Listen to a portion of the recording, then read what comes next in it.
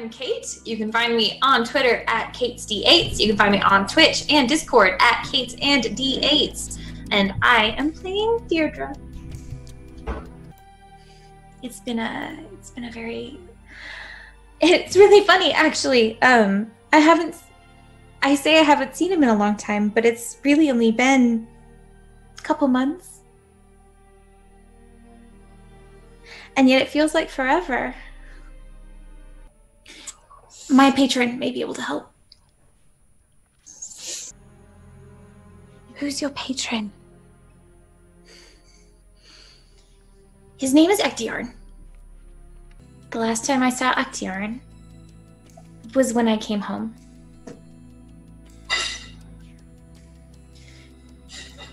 And he sent me off to explore. He told me not to stay in one place for too long. And I said I would. Why did he send you away? I don't know. Well, what's the matter?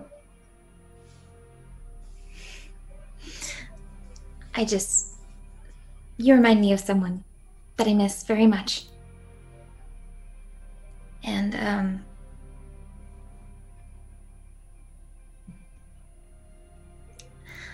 I just thought that this would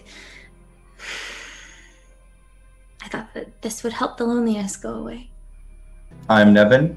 You can find me on Instagram at Nevin Edmondson. I will post it in our thing, like I did not last time, and I will be playing Moldy. I'm a bit from all over, honestly. I kind of grew up with I grew up traveling with the circus as a kid for most of my life, and then I ended up in Wolf Crest for a while. But, you know, I travel a lot. I don't usually stick to one place for too long. I was born and raised on the road, so I guess I still just kind of travel. Did your parents travel with you? I mean, I don't really know too much about my parents. I was found by a very kind lady who raised me. She unfortunately passed away whenever I was younger, so to keep it short, no, I don't really have a family. I'm going to I'm going to keep my hand on top of hers and use my other hand to get the cards out and have them levitating above, and tell her, put your hand on top of the deck, and in your mind picture the person. This card is facing towards you, and when the card's facing towards you, what it means is that good tidings are facing you and good fortune. So whoever it is that's in your mind, at least according to what my mother taught me, with these fortunes, then you shouldn't have anything to worry about. This person will be safe. Hi, I'm Kate. You can find me on Twitter and everything important at Very Pale Ale, and I play Kestra. Kesra? I like poke my head over the thing. Kesra? Yeah. Where are you from? Places. What kind of places? I've read a lot about places. I haven't been to many of them, but I've read a lot about them. I'm glad. It's a small place. It'd be like northeast of here. Oh? Is it cold? Place? With a capital P. Place? Mm-hmm. I don't think I've heard of that. Well, I'm not surprised. What's it like? It's really small. Is there a court there? No. That might be why I No. haven't heard of it then. Are you sure? Yeah. Okay, so since we're insisting on taking this crazy shit with us, the key is to act like we don't have it. Right? Mm-hmm. Just act like we didn't find anything. Be real upset. You two, maybe cry a little bit. I think one of you has almost done that a few times. Right? Like, Get out of here. we gotta act like we don't have it. So if anybody is watching, we gotta look like this didn't work. Or we will be followed, and I don't want to deal with that shit. So. You mean like you... Oh, God. Oh, God. Okay, no, this is fine. We need to leave. Let's go. Okay. Hustle out. Look Okay. sad. Look like somebody just stole your lollipop. Let's go. I'm Mindy. You can find me on Twitter at MKAY1713, and I will be playing Leona. I grew up in Ilvinus, quite the opposite of you, Monty. I didn't travel a lot at all. In fact, this is the first time I've ever left the city. You probably find that hard to believe. But no, I grew up there. I guess he became really the only family I had. And mostly just Lord Kentigan. Did you see? I got him. I mean, he got me too, but I got him. You did. You did so well. Let's try to keep you from getting hit again, okay? I think that would probably be a good idea. Okay. I don't mind healing you. I'm happy to do it. I would prefer you to not go unconscious. I feel like it's probably not very good for me either. But it's good. I'll be ready next time because I can throw it at them. They caught us off guard, so. Yeah, they did catch us off guard. That's true. Just when you throw it, don't go running after it. Try to get it back. Okay? Well, what am I supposed to use after I throw it then? I should get some more daggers. Maybe. Well, we can figure all that out when we get to Asmund. I'm sure they have lots of shops. Oh, I'm sure. They'll outfit you perfectly. Hi. Hello. Welcome to the stream. Are we muted? You're not muted. For once in your goddamn lives. Hi, guys. Well, we did it. We made it. Hi, everybody. So, what happened last time on Dungeons and Dragons? Hell of a lot. So much. So, like, we a little bit got separated and dragged away by some horn devils, like it happens. And so, we don't know where Mondi is.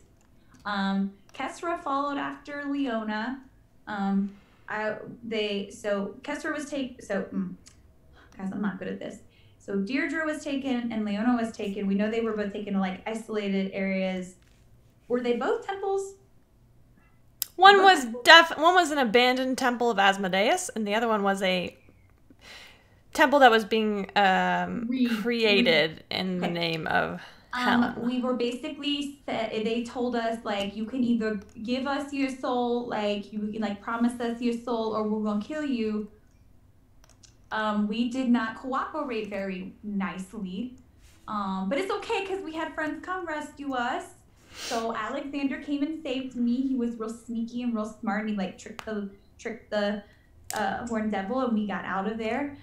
We didn't kill it because it's fine. It's just prowling the rest of the world. It's cool. And then Marshall saved Deirdre and did kill the horn devil. Like killed it. And then we all met up at Beth's Chapel. We stayed at Alexander's house where he has lots of experiments in the basement that I like low-key tried to like investigate, but I wasn't very good at it. And there were some really sweet moments, some good conversations with Marshall and Alexander both. Alexander's looking for a book. Marshall is a new project for Leona. It's fine. And so we ended the session still not knowing where Mondi was, and we still don't know. Never come back. And then as we were going to bed, everyone was inside, and Marshall heard the familiar flapping of wings approaching. So we're probably gonna die. Maybe not. Maybe. We got this. Maybe. Maybe. Fun lore about certain very high people and certain mysterious strangers. There was a really cool item that was shown. Kessler got lost in the woods and found a horse. Oh, that's right. Yeah. She summoned a horse. You didn't find the horse. You summoned it. Potato. Marshall has a really fancy ruby necklace too. Yeah. Super fancy. Alexander has robot people. They're real creepy Super creepy robot people. constructs that are just like creepy. Leona doesn't like that. Sorry. Yeah, that's fine. We got some fun lore about our good friend Alexander, and some fun lore about our good friend Marshall, who's apparently from a different dimension or something. That's fun and exciting for him. Maybe, probably not, but you know, it's fine. Yeah, there was a whole heck of a lot that happened in those hours. Yeah, it was still so many questions though. So much, so many. Speaking of questions, Oh. let's go ahead and get started. Okay. While Leona and Marshall are talking outside, what are the rest of you doing? I would like to try and find Alexander if I can. Okay. Yeah, it's a small house. I'm not very far away. Okay. I will come up to you and, gently kind of tap you on the shoulder. Alexander. Yes.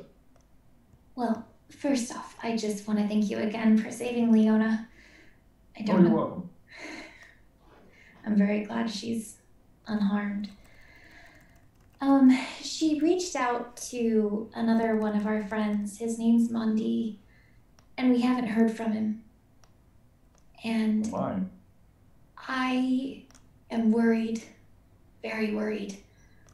And I have a spell, just in case the worst should happen, but I'm afraid I might be missing an ingredient for it. And I was wondering if you might have one. Perhaps I might. What do you need? I need about 70 gold's worth of diamonds. Oh my, that's quite the tall order. I'm afraid I don't have any of that lying around. Most of my work doesn't require precious gems. No, I'm sorry. It's fine. I thought it would be worth asking, if nothing else. But thank you. Oh, no problem. If there's anything else, I've got all sorts of other things, but I'm afraid no diamonds right now. That's perfectly fine. Thank you anyway. Oh, you're quite welcome. And I will go back to where he showed us where the beds were. I'm not going to bed just yet, but I'm just kind of sitting and being quiet and worrying. I think, where are you, Kesra? Didn't you say previously that you had like drinks out a little bit? Sure. Maybe. We probably got back, and then I probably broke open a bottle of wine or two. Yeah, I'm sitting in some sort of chair. Probably not It's probably like a stool of some sort that probably had books that are now on the floor. Yeah. And I am just kind of staring off into the middle ground, drinking whatever you put in my hand. Okay. Yeah. So Kesra, you've got some interesting armor there. It seems well worn. Do you do much mercenary work? Yes. Yeah. I did. Been a bit now. Oh. Yeah. All right. So are you traveling with your friends here, and or have they just acquired your services? Both. Interesting. All right. I've met a number of adventurers in my day. I usually hire some every now and then when there's some tome I need found, but you're definitely the most interesting group I've seen. Yeah. Very you're very soft. With you've got two women in dresses, but you're in full plate. So I mean that's good. But oh, you're talking about them. Okay, all right. Yes, no. Well, I can tell you're quite strong, madam. Quite strong. Yeah. No, they're And real is this fourth member that's missing? Is he also a sellsword of or some form of bruiser? No. Nope. Oh. He's just as he might actually be the squishiest of the three. Fair. So where do you think you and your... I mean, obviously, it sounds like you're going to be looking for your friend. Yeah, probably. All right. Yeah. You guys... Hopefully he shows up. Do you have any idea where you'll be going afterwards? North. To shit. Oh. Yeah. Well, that doesn't sound like fun. No. I see. At least it's intentional shit this time. Oh well, that's always good. I do hate when I stumble upon things and it's not what I'm expecting. Although I will say last night was a pleasant surprise. Instead of stumbling on some cultists, I was able to find some new friends. So that's always enjoyable. Well, you seem like you've got some thoughts running through your head. I'll just be in my lab if you need me for anything. Just knock on the door and I'll come up presently. Cool. And Thanks. I'm gonna head down to my lab. I'm going to remain on the stool.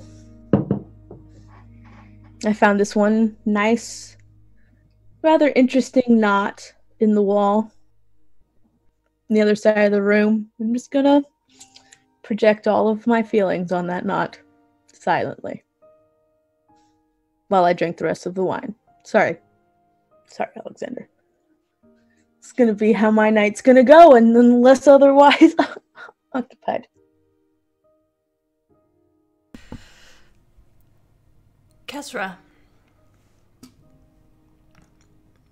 Yes. Uh-oh. Will you make a wisdom check for me? I mean, sure. Yeah, absolutely. Oh, well, okay. First roll of the night was an 18 plus 1. 19. You're so wise. Yeah, sure.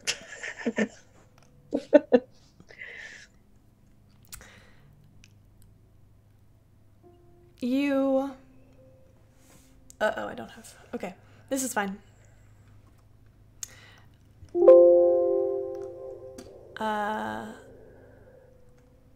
you start to get a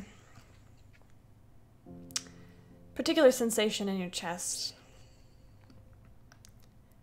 It reminds you a bit of anxiety.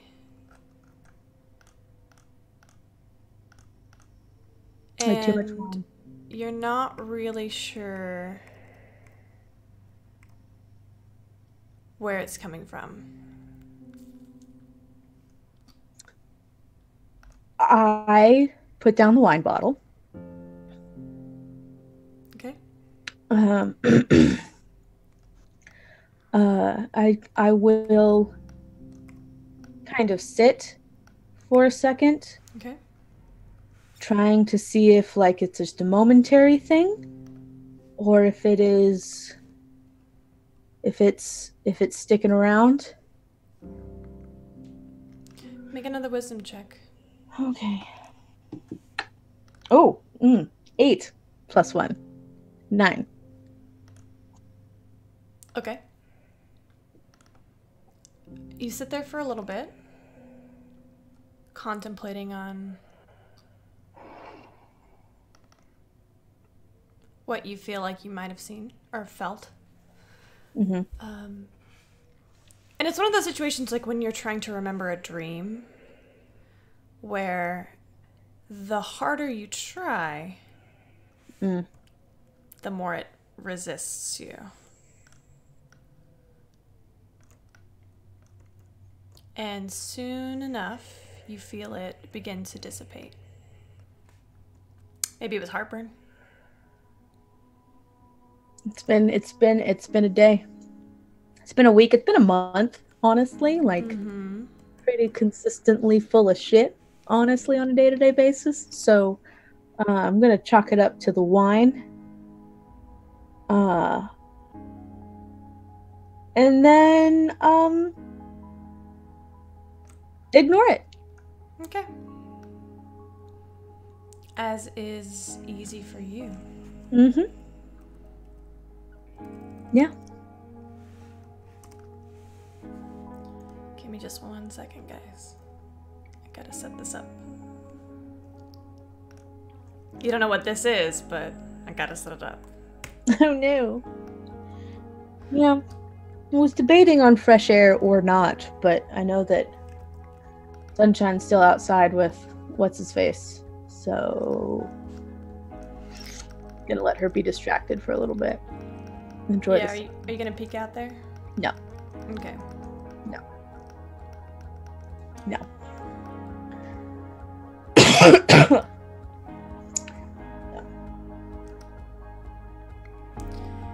Okay.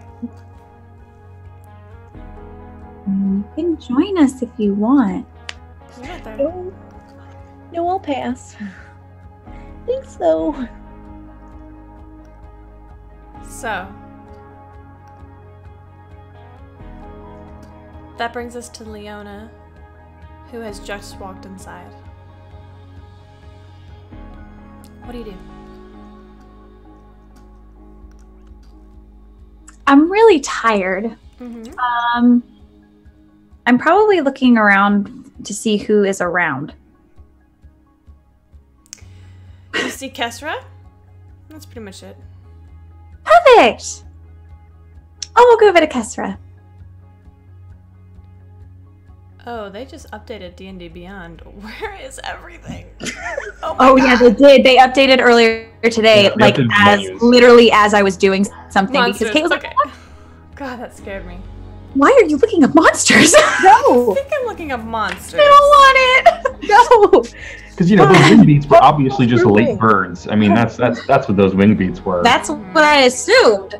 Listen, it's fine. This is fine. This is great. Okay, so I'm gonna come in and I'm gonna have a seat beside Kesra. Is there a seat beside Kesra? I'm gonna Make one. I'm gonna stand beside her if there isn't one. There's a seat. I will approach Kesra. Can I join you? I sit down.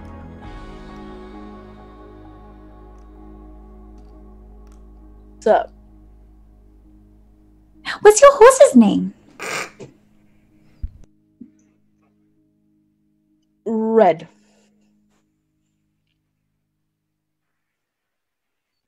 short for Reading or Redford or... No. Oh! No.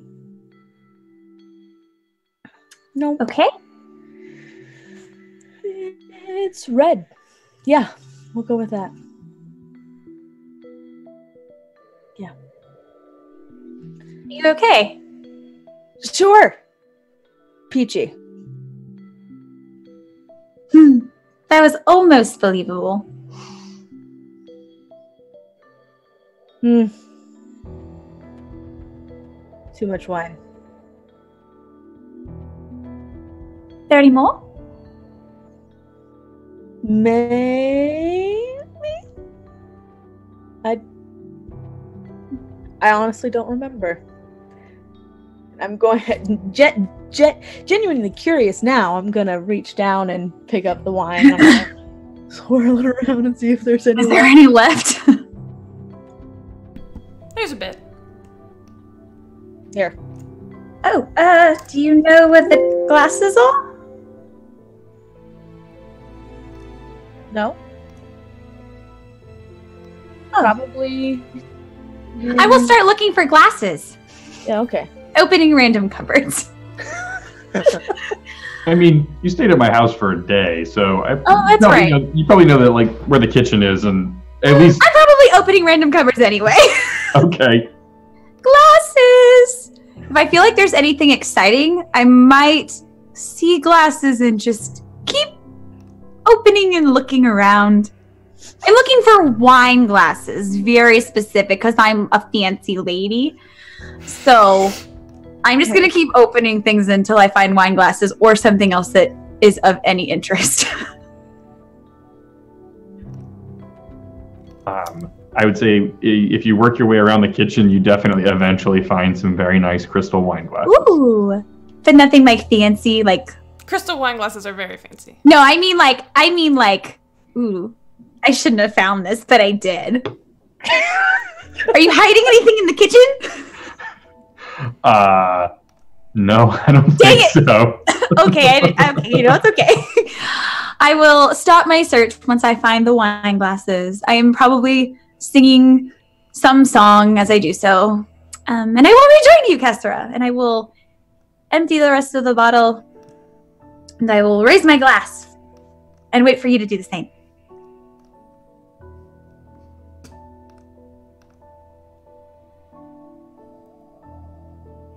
Here's to being alive.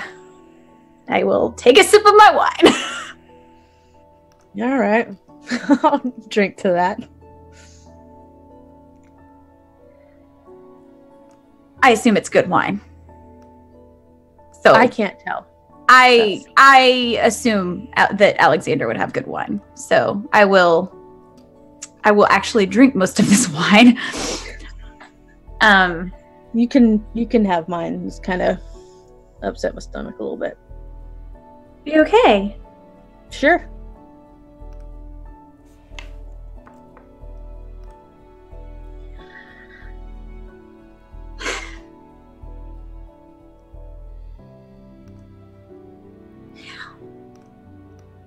Why don't you like to talk about things? Is it just me? No.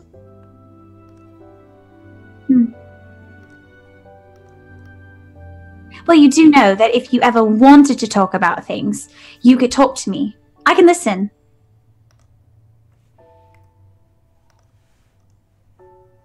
Okay.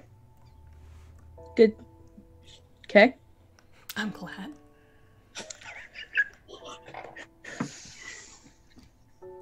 Still, it's not anybody else's business. It's not that it's not anybody else's business. That's not why.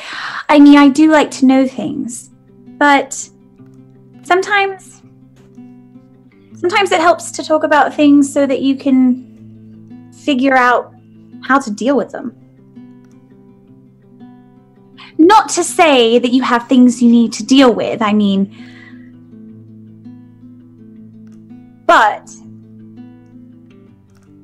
in my experience, most people have things that they're dealing with. tends to be life as a whole.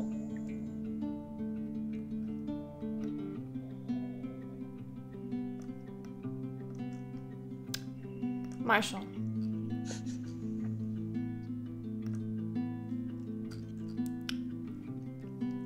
Leona goes inside, and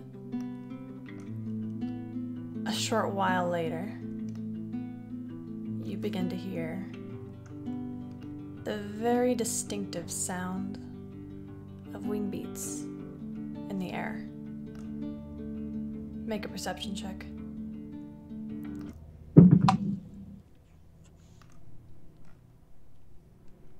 15.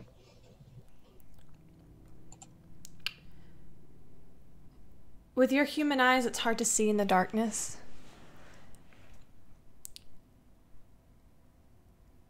But you are very good at finding and noticing devils. I do so like the music change. And as you glance out,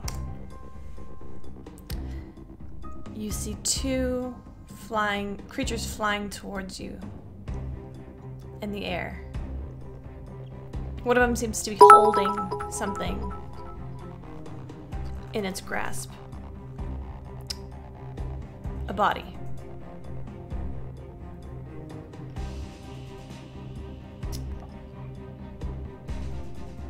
And then you hear a terrible screeching sound as a massive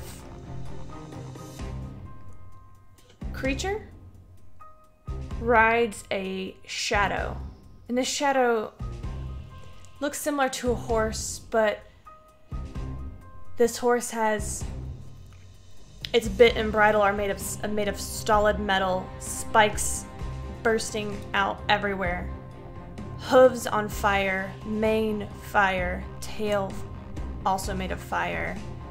Its eyes glowing bright red in the darkness. Mounted atop this shadow creature is another terror. Gaunt skin. You can only see part of it due to the fact that it's wearing full plate armor. It wields a massive lance that looks like it is made of white hot fire. Just composed metal. Spikes stick out of every piece of its armor, and it comes charging at you. What are you gonna do? Am I standing in the front part of the house then? Yeah. Is there a fence of any sort? Is there? Yeah. First, would I know what this creature is? Are you proficient in religion? I am. Make a religion check. 80. Oh yeah. This, my friend, is a Narzugon. A Narzugon is a paladin who has made a deal with the devil and now carries their twisted sense of honor into the afterlife, and are especially valuable to the Archdukes of the Nine Hells, who only want unquestioning champions to lead their legions of war. These Narzugons wielding this Narzugon wielding this lance of hellfire and riding a nightmare are like horrific perversions of what you know to be a knight. They usually roam across the infernal layers, but they go to other planes as well to carry out the will of their masters. So I will stand up. Okay. From the steps of the porch. Okay. I will put down my jug and I will walk to the fence gate. Okay. And as I reach the fence gate, I will put my sword up in front of my face and salute him. Will you do anything else? I'd imagine I'd put my sword tip to the ground, draw a semicircle, and say, "This far and no further." And I'll wait for him to charge me. Okay. The rest of you inside hear this terrifying call into the night. What do you all do? Hesra? I'll come running up from the basement. I poke my head out. What's going on? Shit. And I'm gonna get up. I'm gonna go outside. I'm following Kesra. I'll follow. Neil, do I think any of my words will do anything?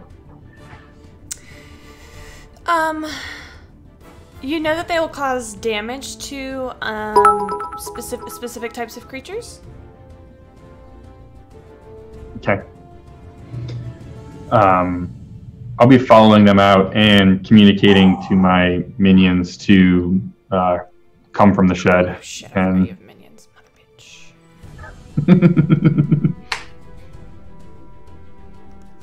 Oh crap! I don't have pictures for them. So yeah, you give them the command. yeah. So they'll come around, flanking around the house on either side. Great, cool. Awesome. Give me a second, guys. You know what? We're just gonna use this. What'd you say, Mindy? I said I don't want to die. You don't? Well, we'll see. Oh, we'll see. Well, maybe. Probably not. Hopefully not. As you guys step out, you see two creatures in the sky, which you guys recognize as horn devils. Wings flapping in the darkness. By this point, as they fly closer, you also notice that one of them carries a body in their hands. Whoever would like to make a perception check to see what this is may. God freaking idiot. 22. So Leanna, by the way, you only have 1 point of exhaustion, and not 2 or not 3. It doesn't matter. It's the same. For this, it's the same thing. Perfect. Thank you. I rolled a 2. I rolled a 10. Makes it 3. Oh, no! My total was 10. I got a 7, so. I got a 15. Go on. Kate? What'd you get? 22.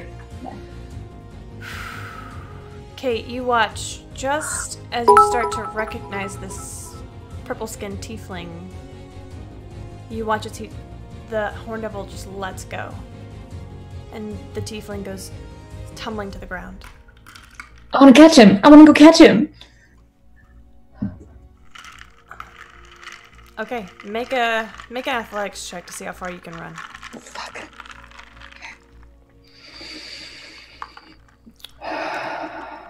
Okay. 16.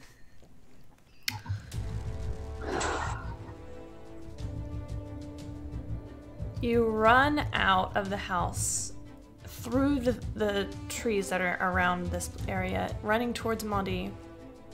Unfortunately, he was not incredibly high off the ground, so he does land with a sickening thud right before you get to him.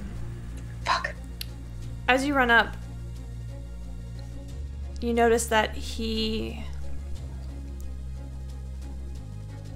is no longer of the living. His right arm is massive with scales, nails extended, black scales all down his face. One of his horns is broken. And I need you all to roll for initiative.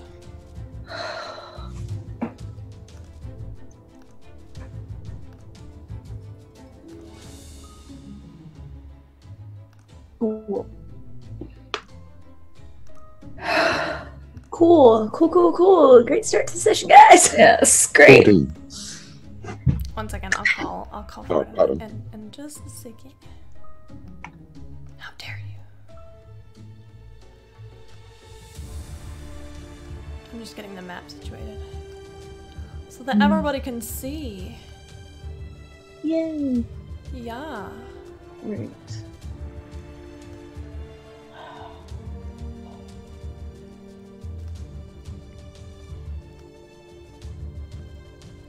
Here we go.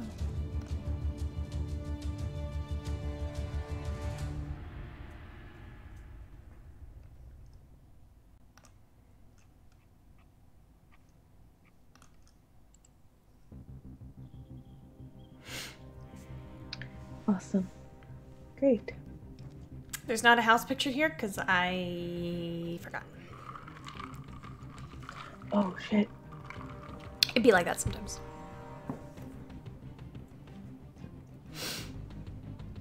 So, Leona and Kesra, you guys are just out of... Fuck, I forgot one for Alexander. I got your minions! Blonde white boy. Google image search. Oh my god, that done. I can send you the headshot of my guy. Let's do it. Alright. Okay, now, as far as initiative goes, while we wait for that, above a 20?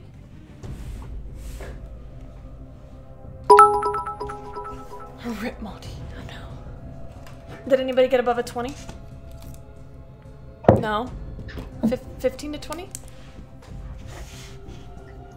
I got an 18. Okay. I just popped that into the player chat. Thanks.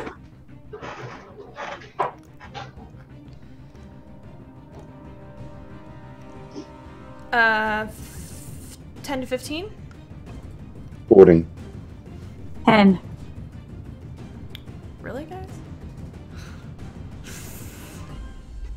We'll give Deirdre a pass. I don't know what Kestra's doing. Kesra?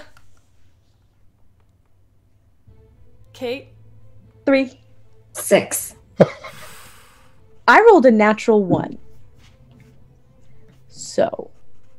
I almost wrote Kate instead of Kesra. So, natural 1. It's fine. It's fine.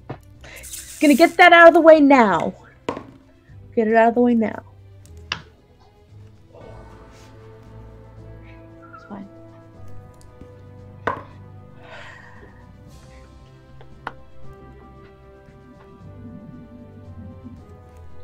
What are we gonna fucking do, you guys?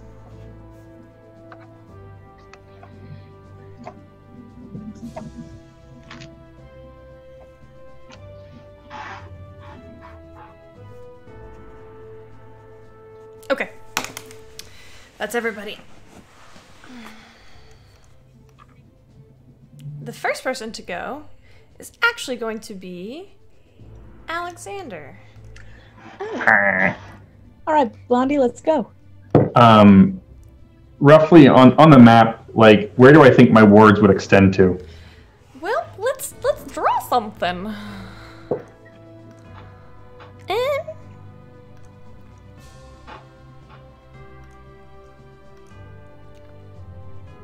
I call this improvisation.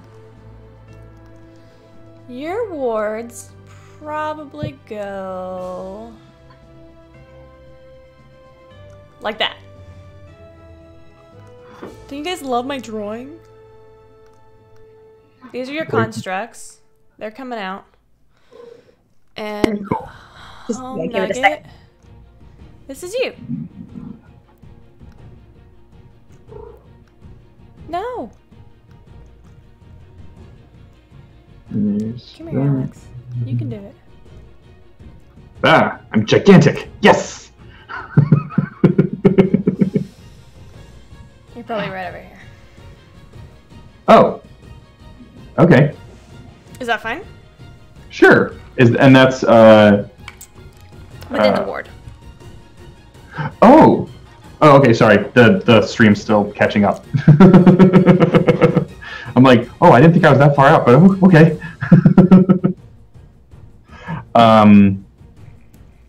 Gotcha.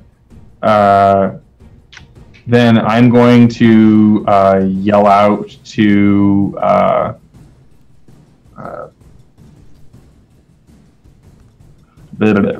going to yell out to Deidre and say, get him back close to the house.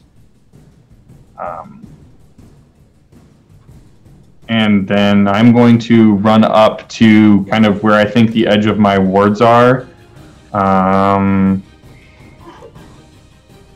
And what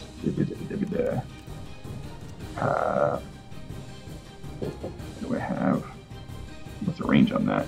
Not far enough. Yeesh.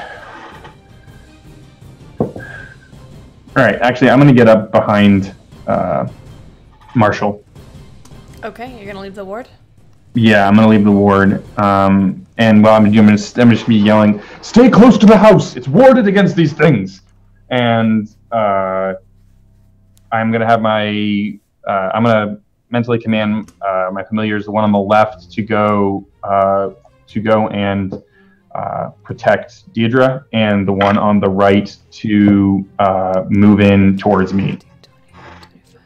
What's their movement speed? 30? They have a movement of 30. And are they going to use their action and their movement? Yeah, they'll use their action and their movement to make sure that they get so that they can both get to me and to Deidre respectively. Okay. And then I guess that one's right. That one. Am I within 30 feet of the one that just dropped Maudie? 5, 10, 15, 20, 25, 30. No, you're not. Okay. Then I want to hold my action. I want to hold Charm Monster until one of these Horned Devils gets close. Okay. That is going to bring us to the Narzagon.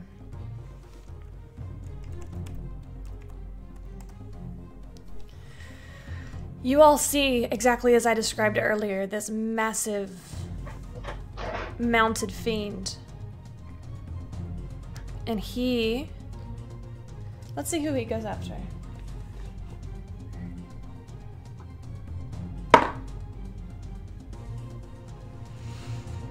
Well, he's going to use...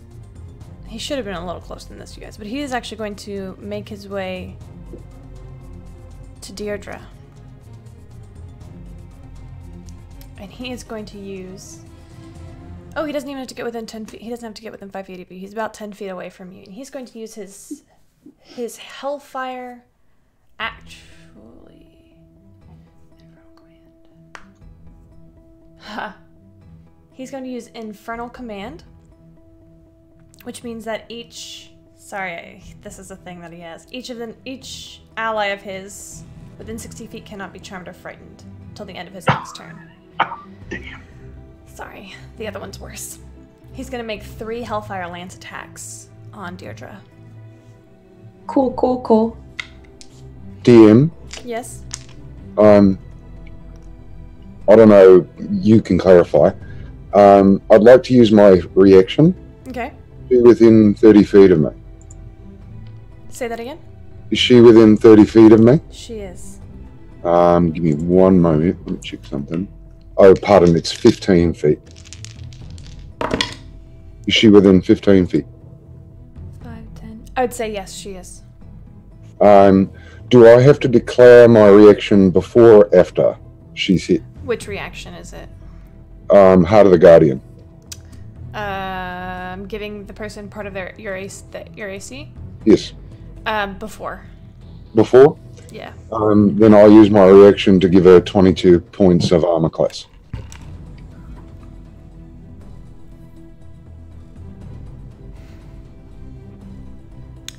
Deirdre, what does that put you at? 36.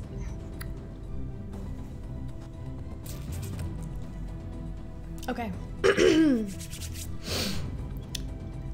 This Narzagon runs up to you, Deirdre, and begins to raise its lance at you.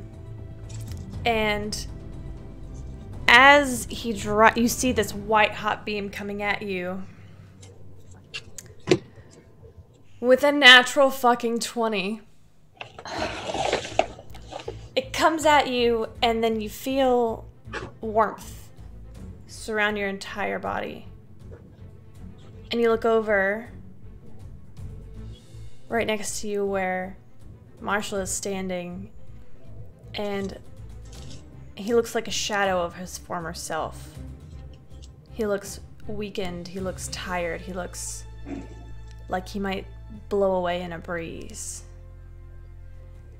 And as soon as this transfer happens, this Narzagon comes down at you with its first attack, and it just stops dead in front of your face.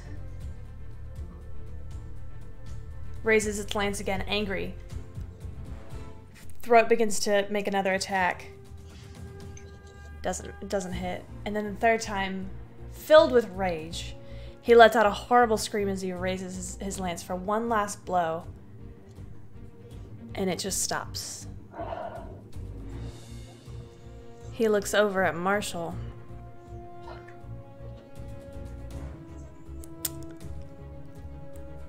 And lowers his lance. Guides his horse towards Marshall.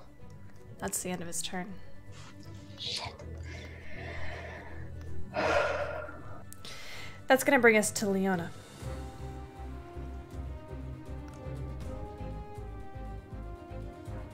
I'm going to run after where I saw Deirdre run to. Okay. With my movement, and then I assume I get close enough and I see Mondi. Yes. Can I tell that he is no longer? Yes. Yeah.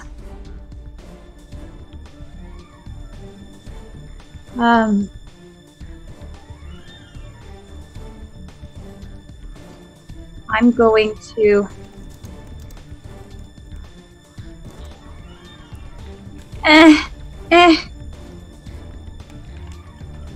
I'm going to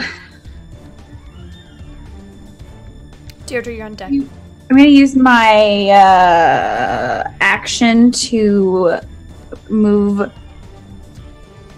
past Deirdre towards Mondi, towards the horn dude. And I'm going to step past Mondi, and I'm going to draw my rapier. Okay.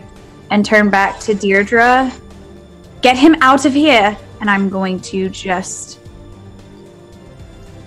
You are right underneath this flying horn devil. Yep. It's my turn. Okay. Deirdre. Okay. I'm going to go up to Mondi's body. Okay. I'm going to grab onto it. And I'm going to drag him back. No, I'm not. I'm going to look at Leona and say, I'm so sorry. And I'm going to cast Thunderstep. Okay. You're grabbing Mondi and casting Thunderstep? Yes. Okay. What's this? It's 90 feet. Is it? 16 Constitution. Con? It's a natural 18 for the horn devil. Okay. Still takes half damage. What's the damage? It's 3d10. Oh, my hands are shaking so bad, you guys. 24. So it's 24 points of damage, 12 halved. And what type of damage is that? It is thunder damage. Okay. And I take Mondi's body back into the ward. Okay. What was the save? Was 16? Yes. What's the radius on that? Would that hit my minion or no? It's within 10 feet. It would. Okay. Let me see what it does. Con. Oh. Oh, that's a natural one. Oh, yeah. Mine was close to that. So how much did he take? 24. Oh, 24, I'm so sorry. 24. Okay. You see the construct that was over there just kind of crumble to the ground. I'm so sorry. Oh, great. Now I'm all by myself.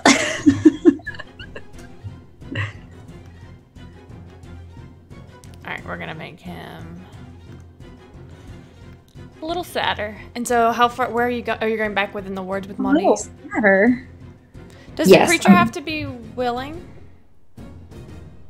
It has to be. Okay, so here's a question. It has to be one willing creature, but it is a body. It is not a live thing. Would that constitute as an object? We'll say you bring him for now. We'll see. Okay. Okay. Okay. Deirdre, you bring Monty's body back with you behind the ward. And you feel this. You've got your arms around him to bring him back, and all of a sudden you feel this terrible piercing into your neck as Monty bites you. You're gonna take 12 points of piercing damage. Okay. And then his claw rakes up your side. Great. And you're going to take another 10 points of piercing damage. Great. God. As you watch Maldi's dead eyes open, pupils black where they were bright white, jaw hanging limply. He's undead.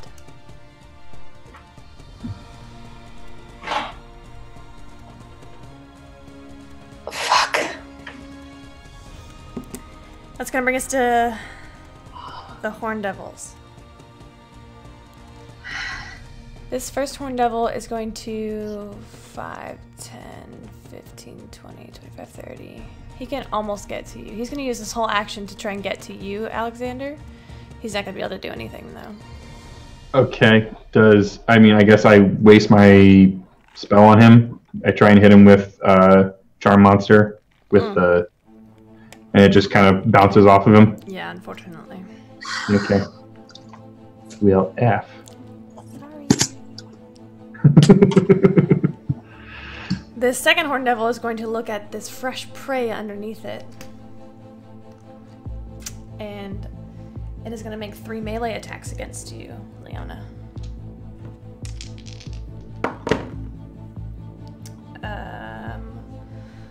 So the first hit is going to be a 15. Hits. A 17 and a 29. So it takes its fork down and flies down, sinking its fork right into you, into your shoulder. You're going to take a first 15 points of piercing damage. As it yanks its fork out of you and drives it back in again, you're going to take another 10 points. I'm sorry, another 15 points of piercing damage. I'm unconscious.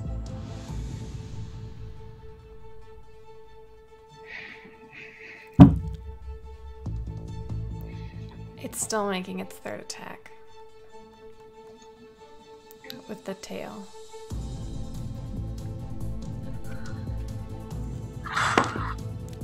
Okay. You're gonna fail 2 death saves.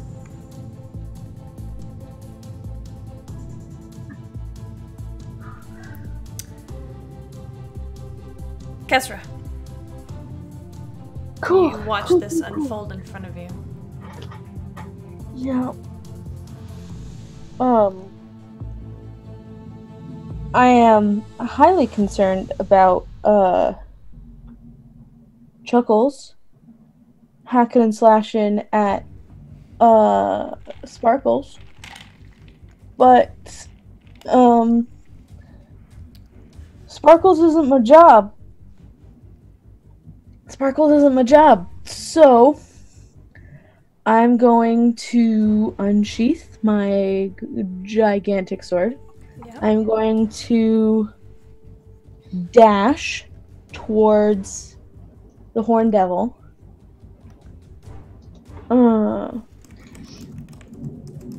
Get as close as I can. And then I am going to use Compelled Duel. You get right up next to Marshall. Compelled Cool. duel. Yes, Compelled Duel on the whatchamacallit. The Horn Devil. Yes, above Leona. What save is that? I'm I'm not rolling Dreamcatcher for the record. That's I believe it's a 16. What's the save type? Oh, yeah, that's it's Wisdom. That's a failure. Fuck yeah. Okay. Yeah, I'm just gonna shout at him to pick on somebody his own size, you scaly fuck. Can you say it like you mean it? But I'm so scared right now. This is going terribly. Yeah, I'm gonna shout, pick on somebody your own size, you scaly shithead. I don't know. I can say something else and it just didn't work. I expect you to say shit fuck. Yeah, almost. Does it have to use its immediate reaction, or is it on its next turn? Is drawn to you for the duration at disadvantage on attack rolls against creatures other than you, and must make a wisdom saving throw each time it attempts to move to a space that is more than 30 feet away from you. If it succeeds on a saving throw, it doesn't restrict the target's movement for that turn. The spell ends, etc., etc. So it doesn't specifically say. Okay, so it just has, it feels like it needs to fuck you up. Got it. Yeah. Any bonus? That was my bonus. I used... You want to use your action? I thought I dashed. Oh, you did. I didn't hear that. I'm so sorry. Okay, well, I would like to dash over to... I would like to use my action to move over behind where the construct was to get it away from Leona. Okay. And I also want to stay away from the fiery hellfire terrifying, night horse thing. That's fair. That's fair. Yeah. Everybody's got their own demons to deal with right now, relatively and physically speaking. So, I would like to have my own little corner of fuck shit up, Bill. That's fair. Alexander. All right. My close minion is going to attack the Horn Devil that's right on me. And I am going to...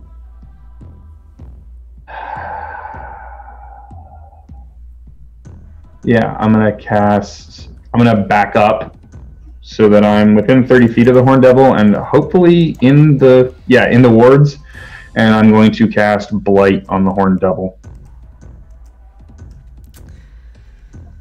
Cool. Sorry guys, I skipped Marshall. Oh. It's fine. It's fine. He only uses reaction. Okay, you're gonna use your Blight on the Horn Devil? Yes. Is that touch? No, 3 feet. Perfect. What's the save? Con 16.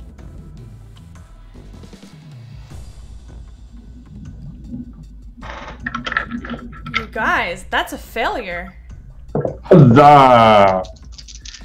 Takes 8d8 necrotic damage. go. All right. So what do we got? I can't find myself. Oh, there it is.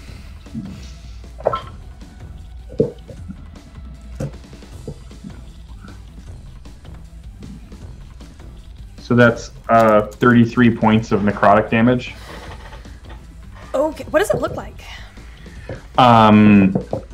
Oh wait, and actually no, it's 34 points of necrotic damage because of my focus. Yeep. And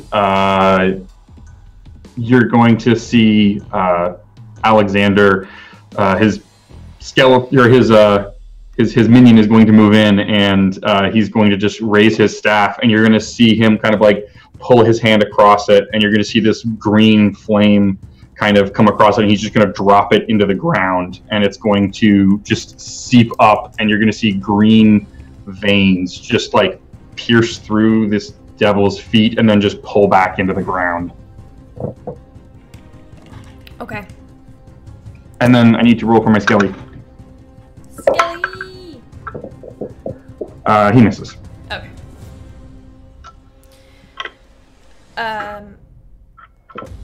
Deirdre, you haven't realized it, but the protection that you were given has faded. Okay. Marshall, since I skipped you last turn, what would you... I'll give you an extra action this turn. Firstly, bonus action, I'm going to heal Leona, healing word. Okay. I reach out. Second level, right? Yeah. Yeah. I'm just going to reach out my hand, a silvery glow will encompass it, and I will heal her for 7 plus 4, that's 11 points. What's your healing word? Get the fuck up.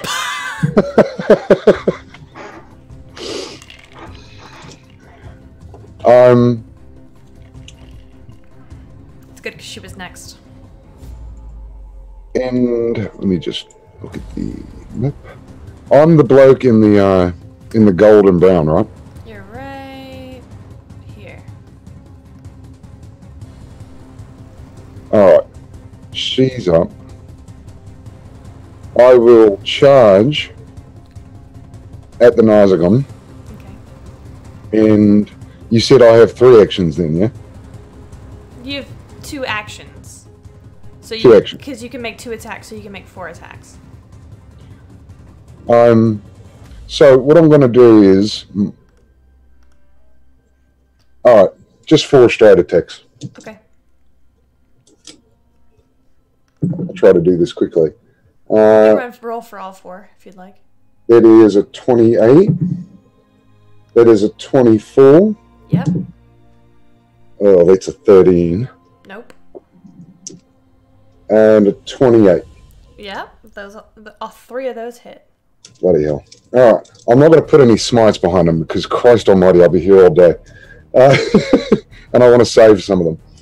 So, 1, 2, 3, 4, 5. This will be all the damage at once, alright? Okay. 6, 9, 13, 18, 19, and I am what? Pardon, guys, I really should have looked at my... That would be... I mean, I'll get 2d10 of that as well.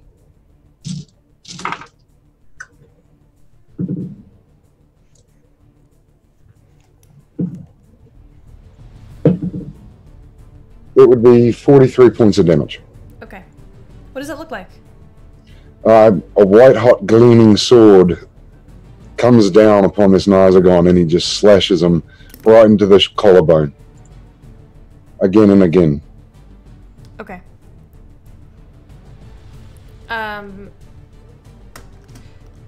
So you've got to be within 5 feet, so I'm going to move you forward. Alexander, did you want to move back? You're muted. Yes, please. How far? So I would be still within range to have done that blight, but within the ward. So I guess like 10 feet ish. Okay, I've got you. Cool, thanks. All right, Marshall. You've used your 2 attacks, your bonus action. Which would do. Is there anything else you'd like to do?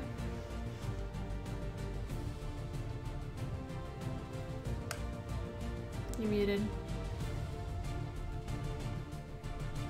No, that's pretty much it. I'm gonna stand between the Hell Knight and the rest of the group. Okay. That brings us to Leona. Leona, you watch as these 2 fork attacks come and bring you down, and then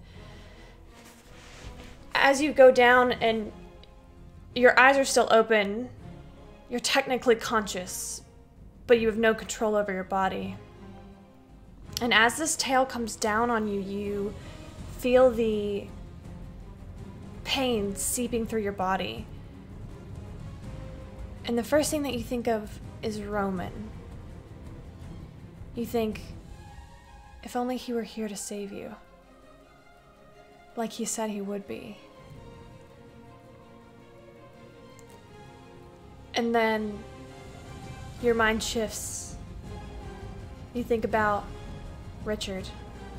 Sir Richard Kentigern, who had always protected you and always loved you like his own. You think about that last day you saw him, the day that he died, sitting in his study, laughing, talking about the queen, her children, devils. You remember watching him sip his tea. And then your time together ended. You remember you had brought him tea.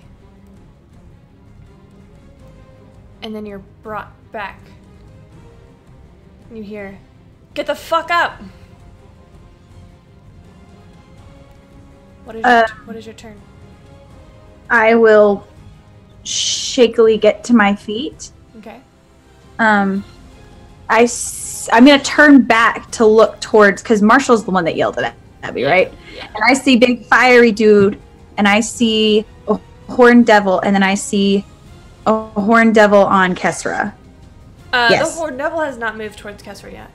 Oh, it's just right in front of me. It's still right in front of you. I'm shouting at I am going to try to... I'm going to start whispering under my breath. Sorry, Kesra, I was unconscious. And I'm going to just kind of reach my hand out towards the horned devil that's right in front of me. Mm-hmm. I'm going to cast Crown of Madness. What's the save? Wisdom save 16.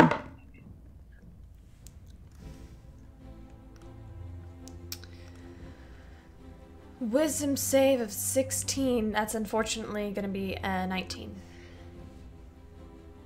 Luckily for Kesra. Yeah, that's does anybody that I see look... Nope, because it would just be Deirdre. You don't see Deirdre. Okay, I just take a deep breath, and my rapier is at the ready, and that will be my turn. Okay. Oh, wait. Yeah, no, that'll be my turn. Deirdre? Well, I am going to use some of my healing light to heal myself as my action. Oh, excuse me, as a bonus action. Okay. So I'm going to get back 6, 6, and a 1. 13 points back. Okay. And then as an action, I'm going to cast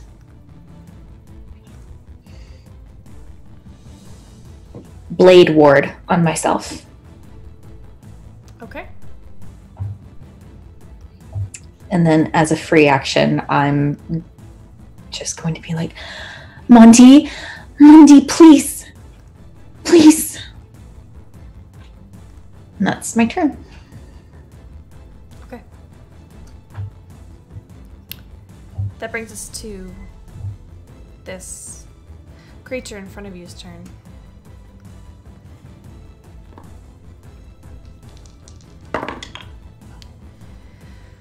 That's a 21. and a... I'm sorry, it's a 22 and a 15 to hit. Do those hit you, Deirdre? I'm so sorry. I thought you were talking to Kestra. Say that again. Does a 15 and a 22 hit you? Yes. As if he did not hear you at all, this creature slashes across your chest, ripping your Pegasi necklace. You're gonna take 12 points of piercing damage. And he sinks his fangs into your neck again. It's 10 points of piercing damage. Okay. This first Horn Devil is gonna come at you, Kesra. It's gonna provoke an attack of opportunity from you, Leona. You're muted. Yay! Oh, okay. 20? 20 to hit? Yeah, that hits. To hit. I don't get to use, it's a reaction, so I don't get to use my... You can use Psychic Blades. I can. I would like to expend a Bardic Inspiration, which I keep forgetting I have. Hold on.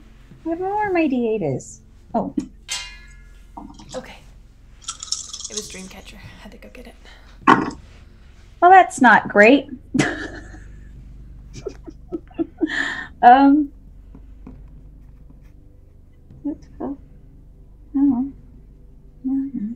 No, that's not how you add. How do 17? you add? 17 points of damage?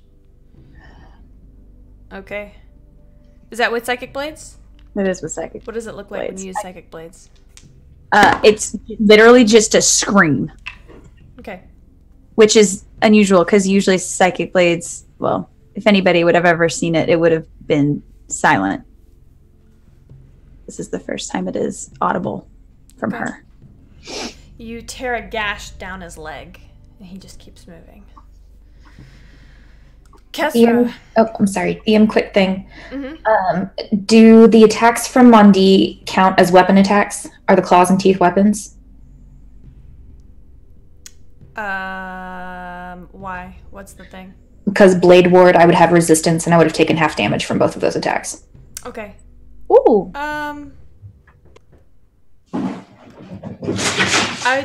For the sake of this, I don't consider them weapon attacks. Okay. They're just melee attacks because they're natural.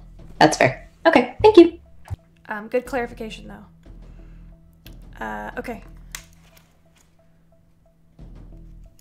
Kesra. This Horn Devil's gonna come at you just like you wanted. Yay! It's gonna make...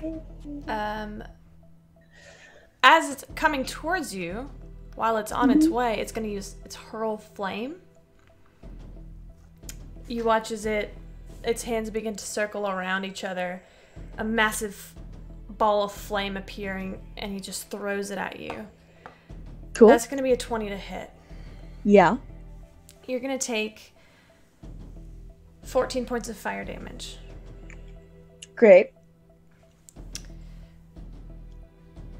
And then it's going to make a fork attack on you as it runs towards you. Mm-hmm. And that's going to be a 27 to hit. You know, it just makes it. 15 points of piercing damage. Its last attack is going to be a tail attack. And that's a 17 to hit. Yep. My AC is 16. I need you to make a Constitution saving throw. You're going to take 10 points of piercing damage. Yeah, let me just take down over, half my health in one go. This is fine. Haha! Constitution saving throw? Mm-hmm.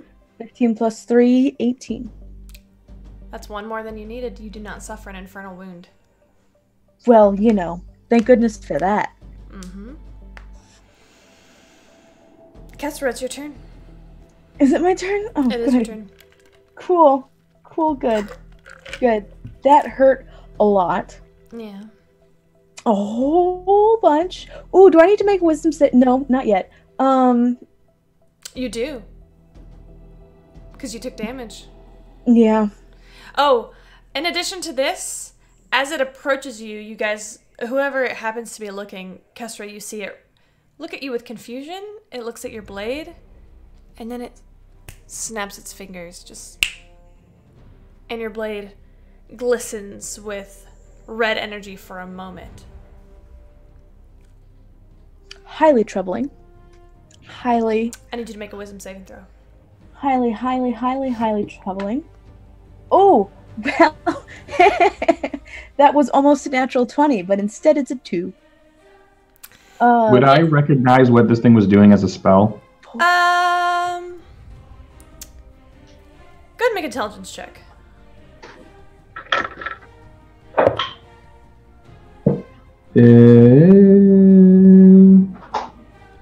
We're all gonna die. It's 16. You're not sure exactly what nature, but it seems to have activated something within the sword. Okay.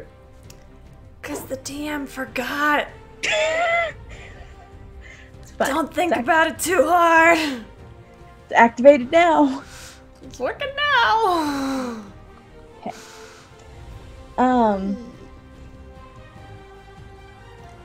Cool. I'm going to, so I filled that, so I'm just going to hit it really hard. I will put a level 2 Divine Smite into it. Okay. So that's an additional, let's see, what's Divine Smite for me? Did you want to use your bonus action to cast anything? You can stack your smites. That's true. You know what? F it. I'm gonna do Searing Smite on top of it. Okay. What kind of damage is that? No, never mind. I'm not gonna do Searing Smite. Well, so Compelled Duel is concentration, so I'm not gonna. So and then all the other smites are concentration. That's right. Yeah. So so Divine Smite is 2d8 plus another d8 plus another d8, so it's 4 extra d8s of damage on top of. It is. If I hit it. Okay, I'm gonna swing. All right, so that's an 11 plus 8, 19. That hits. Okay, good. All right, so that's. I'm gonna do the 2d6 first because this is. Don't you have 2 attacks? I do. Go ahead and roll both of them. Oh, that's a 6 plus 8. So what, 14? Right. Cool. All right. Well, I got 1, and that means that I get to do all the super fancy damage. So that's 5 plus 4 plus 5, 14 bludgeoning damage. Okay. Or whatever. Piercing damage? Slashing damage? Yep. Yeah. And then 2 plus 8 is 10. Plus 9, so 19. And then it's 19 radiant damage. Okay. It's looking bloodied. Oh, good. So am I. What do these attacks look like? The Divine Smite, my sword glows with that lovely white divine energy, but along the edges it starts to go a little orange. And it's not fancy. It's not pretty. I just literally hack at it, and I'm a little winded by all of the, my own blood that's everywhere. So I go to hit again, and he parries it very easily. It's not very desperate. Very desperate. Perfect. That brings us to Alexander. Cool. So my minion is going to attack the horned devil that's close to it. Ooh, that might actually hit. And that is a 22 to hit. That does hit. Woohoo! And he gets to do some small amount of damage. No damage. Yes. So that is, and let me just double check something really quick.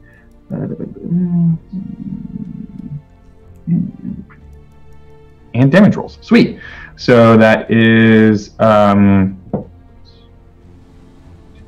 so that's 8 points of slashing damage. Nice. He's not looking bloodied. He's not? No. He did a lot of damage to him in the first round. He's not bloodied yet. Well, I'm going to turn and see that Maud D is acting weird and being weird, and you're going to just hear me speak a word in this, pull out this little bell from my pocket and speak a word in this guttural language. And in this guttural language, I will be saying, weep. And I'm going to cast my modified Tasha's Hideous Laugher that I'm calling Belphegor's Great Sorrow. So he needs to make a wisdom saving throw. Natural 1. Sweet. So he perceives everything as incredibly sorrowful and falls to its knees in sorrow, and it must succeed on a wisdom saving throw or fall prone. It becomes incapacitated and unable to stand up for the duration, and any hits against it, it gets to save, and at the end of each of its turns, it gets to save. Okay. Deirdre, you watch your dearest friend fall prone and begin to wail and cry into the night.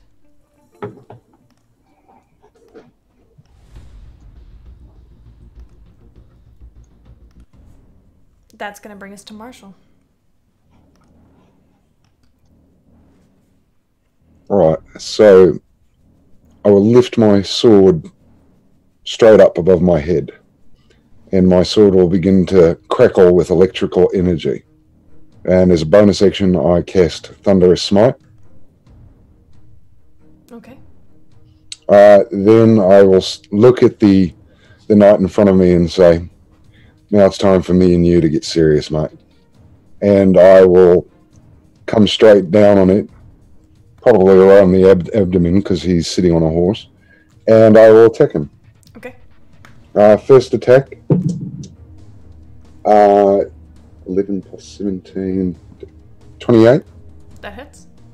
I will dump a 4th level smite into him. Okay. Alright.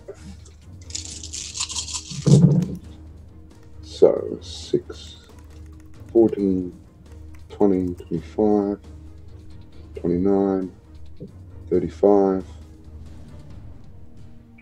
45, 53, 60, 66 points of damage of radiant, well, mostly radiant damage, and he has to make a strength saving throw or be knocked back 5 feet.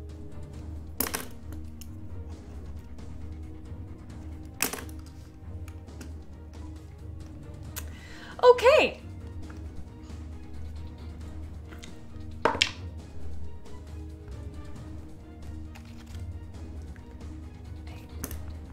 $13. 15. He fails.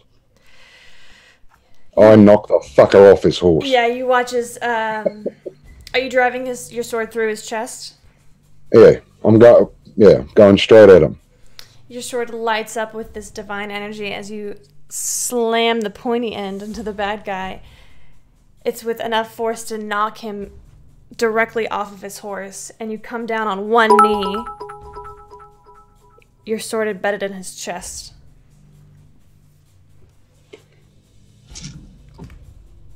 Well, that worked out well. Let's go for my second attack. 22.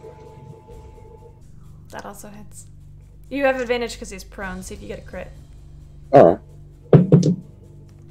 No, but so let me take out the D6s because I don't have the smite anymore. Let me take out one more D8 and I will dump a 3rd level. Well, I can't do that, can I? Can't do 2 smites. Yeah, you can. Can I? Yeah, you can. So, 5, 13, 23, 26, 34, 38, 40 points of damage. How do you want to do this?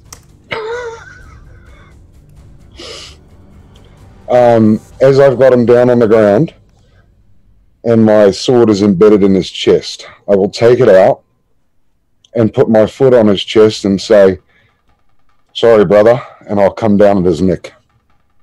Are you trying to cleave off his head or just go for the neck straight? Well, if I cleave his head, that would be nice, but Yeah. I'm just trying to end him. Yeah. You take your sword and go right into his exposed neck, and you end him.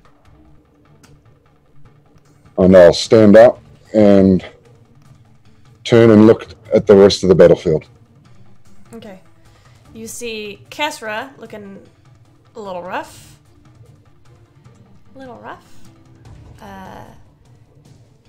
You see Deirdre looking quite rough.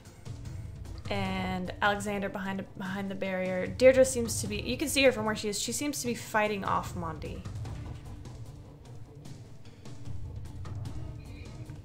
I will use my movement to go towards the Horn Devil that's fighting Kesra.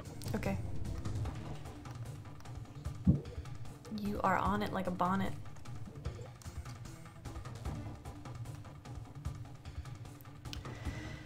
All right, Leona.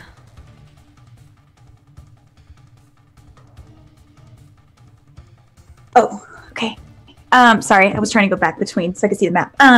So I would like to run towards the Horn Devil because I still don't see Deirdre, correct? Correct. Cool. It's like a great time. I'm gonna come in swinging. Okay. That's a 25. Yeah. I will use Psychic Blades again. Okay. Expend that Bardic Inspiration. Yes. Oh, that's a much better roll than... Oh, maybe not. Never mind. 20.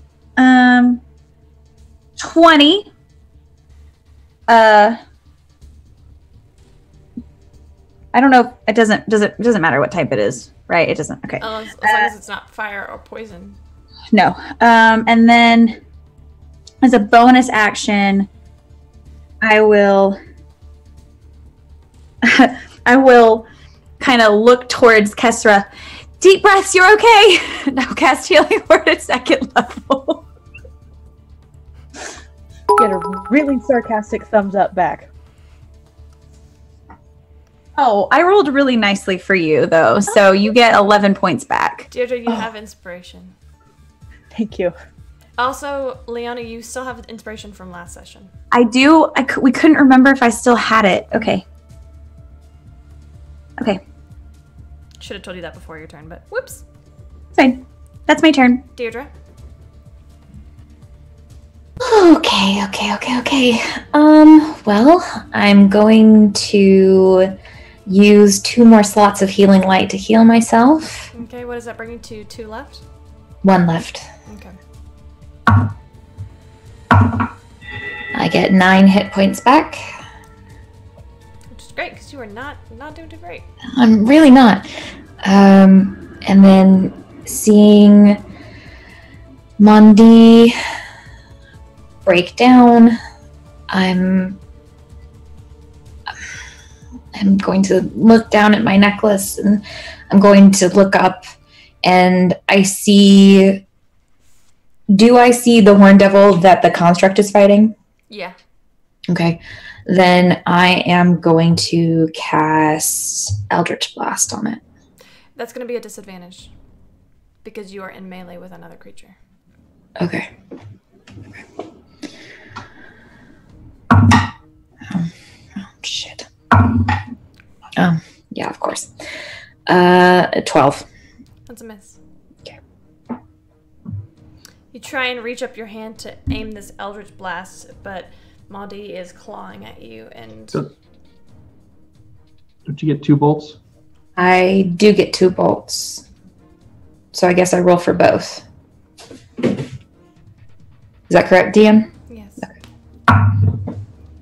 Oh, that's a natural 20. Let's see what I get now. 12 again. You have inspiration. Oh, right. I'm going to use that inspiration. I want something to hit, damn it. It's much better. 24. That hits. Okay. And then it's 1d10. 10. Nice.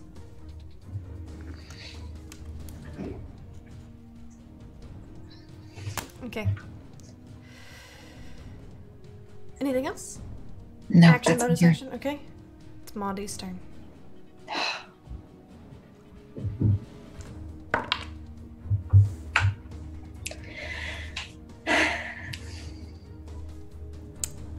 That's a natural 20.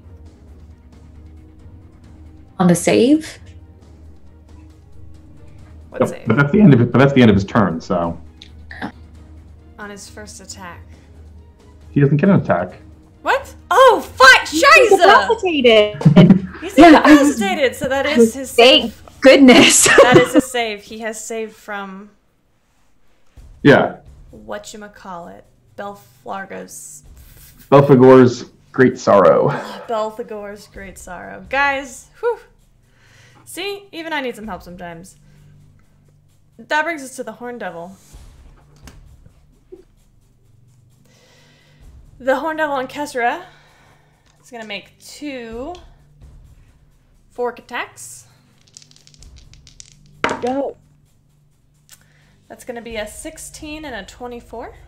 AC is 16. Mhm. So So what? 30. it shoves its fork further into you, and that's going to be 15 points. And the second attack, as he yanks it out, shoves it back in, this time cutting right at your neck, another 15 points. Cool. I am He's out. gonna make another attack. Let's do it. Let's do it. It's with advantage because you're down. Yeah. Thank God. Okay. That one's gonna hit, and you're gonna take 2 failed death saving throws. Cool. As you go down, your eyes wide open, blood pouring out of your neck, you look up and see this winged creature. And all you can think about is your time as a mercenary, all of the times that you only did what needed to be done, when you never went above and beyond, because why bother? And then your focus shifts to Paylor and this promise that you made him. And you remember why you had to make this promise. And you feel the flames start to tickle at your skin. Flame. You don't see any flames, but you feel them.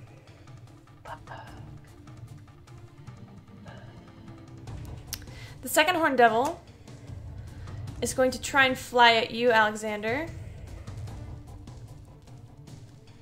What happens? It slams into a wall of force. Let's see, is that Hallow spells? Hallow. At least I think so.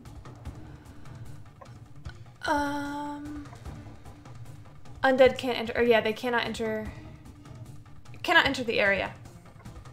So yeah, he slams into the wall painfully, and he's going to back up, and he's going to hurl a flame at you. Okay. It's going to be a 19 to hit. Yeah, that hits. You're going to take 14 fire damage. 14. A 16 to hit. That hits. Another 14 points of fire damage. And his final attack. It's 28 to hit. Yeah. 14 points of fire damage. Jeez Louise. He gets 3 of those? He gets three attacks, and he can replace any of those with Ethereal Flame. Jeez Louise. Oh, that's not good. When he flew over to me, he didn't actually leave combat with my minion, did he? No, he didn't. Okay. But he is clawing at this force field and screeching in horror. Yeah. And anger. Kestra. Yeah? Make a death save, please. Cool. This is fine. This is fine. Yeah. What is it? Can I give her my inspiration? It's not a DM inspiration, but can I give it to her? Yeah. Fine. Remember that description of anxiety you gave me earlier? Yeah, this is fine. Okay. Alright, one more. 10.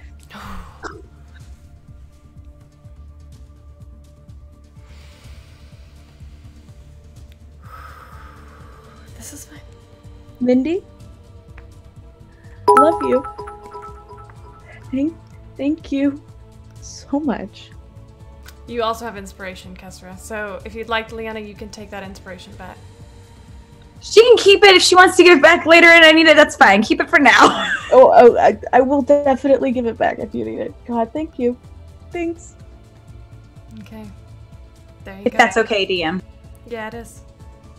You have 1 successful death saving throw. Alexander, it is your go. All right. Did you skip Marshall again? No, he's after Alexander. Fuck y'all. Oh, I'm just gonna go cry now. Okay. All right. Well, seeing as Maud D is... Okay. I have a quick question on how you think Hollow works. He's like scratching at this barrier. The Horn Devil, yes. Yes. And I'm on the other side. Mm-hmm. If I back up from him, is he going to get an attack of opportunity? No, he's not close enough to you.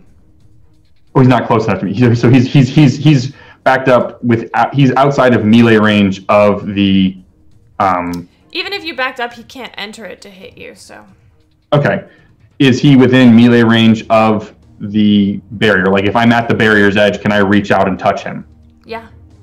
Okay.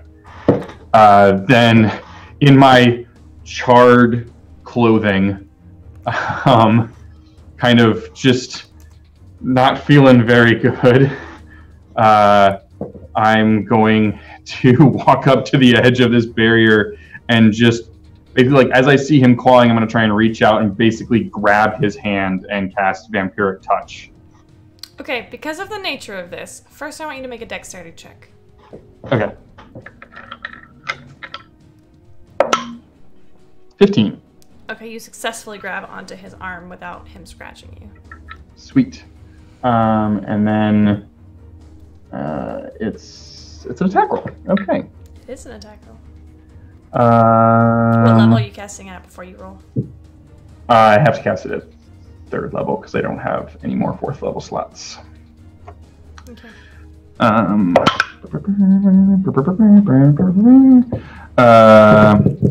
21 to hit. That hits. Yes. Give me all your precious juices. Alright, how many do I get? 3d6.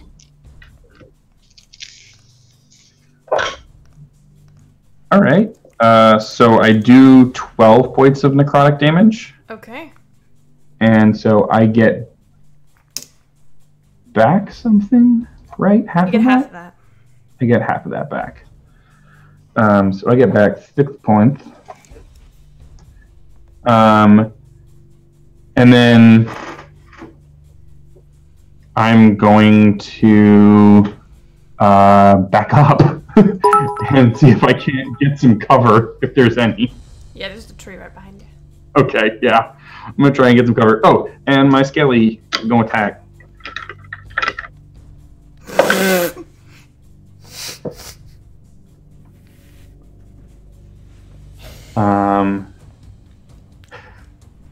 And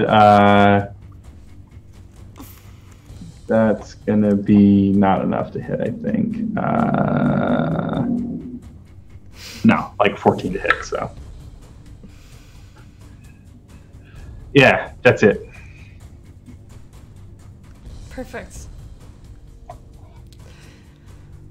Sorry guys, there was a thing in the chat.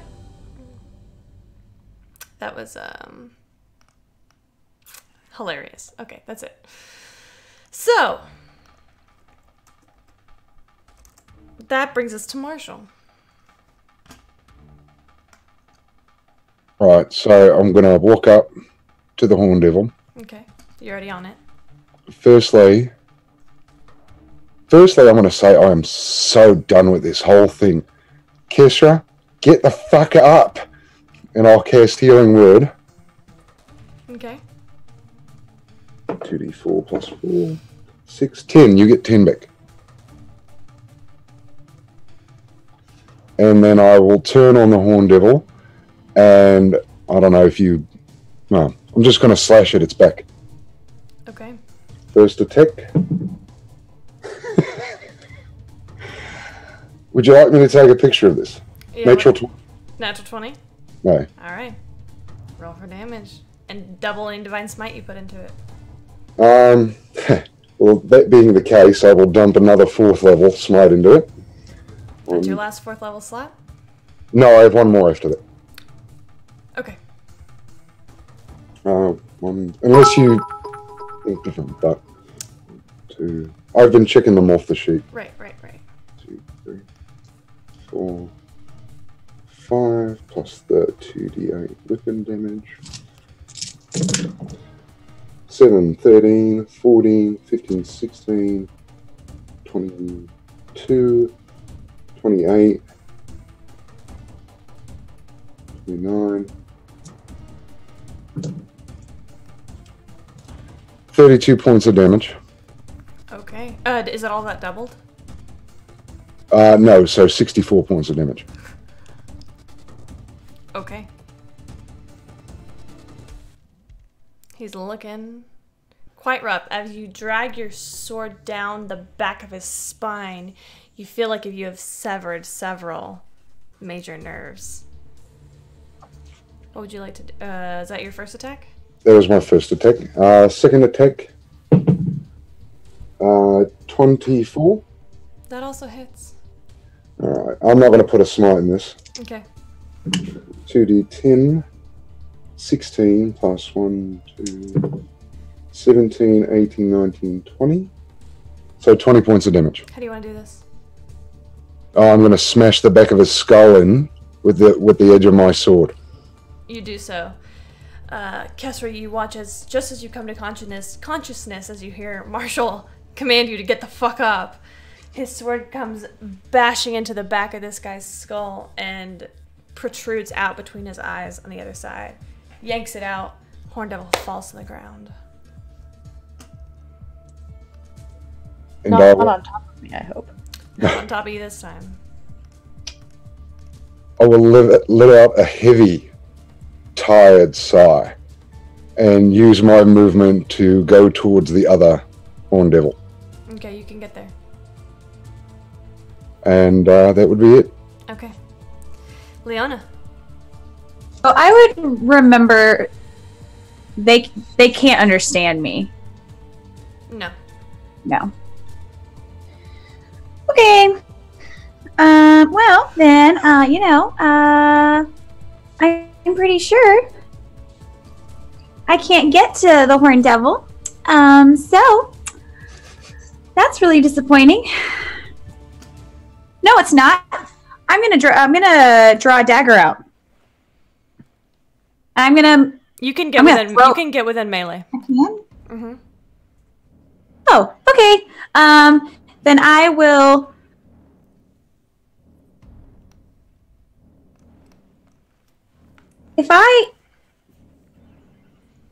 No, that's fine. I will look to Kesra once more. Just breathe. You're okay. Let's go finish this. And then I will cast Healing Word on her as a bonus action. And then I will use my action, movement, words are hard, movement to go to the Horned Devil. And I'm going over the rapier because why not? Roll for healing. Oh, yeah, I should do that too. It's not going to be as much. I'm sorry. I'm only casting it at first level. Oh, that's a 8. Better than 0. Better than 0. And then for my attack, oh, that's a 10. Nope. Okay. Never mind. Deirdre.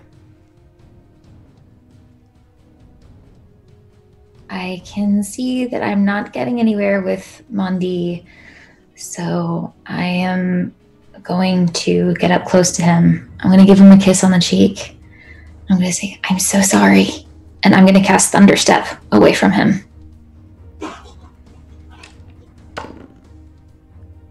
It's an 18 on the save. He takes half damage. Okay, how much? He takes...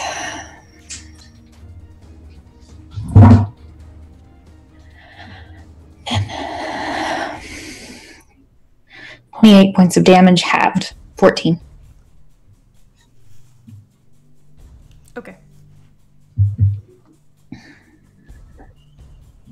Okay. How far, which direction would you like to go from him? I want to go next to Kesra. Okay. That brings us to Mondi. The only person he can see is Alexander. He's going to get up using half his movement, amble towards you, Alexander, and come at you with his claw attack and his bite attack. That's a natural 20. You're gonna take 30 points of piercing damage? I'm sorry, 24 points of piercing damage? Yeah, I'm down. He's gonna still make his next attack, which is a 15. That's... You're gonna fail 2 death saves as he bites down on your neck. Leona, you do see this. In fact, everybody can see this.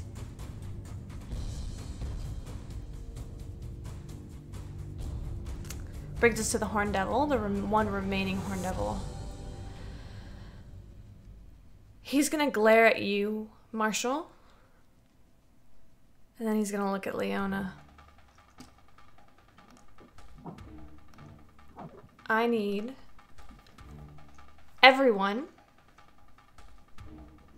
Nope, wrong guy. Never mind. Danielle, don't worry about it. He's gonna make his 3 attacks against you, Leona.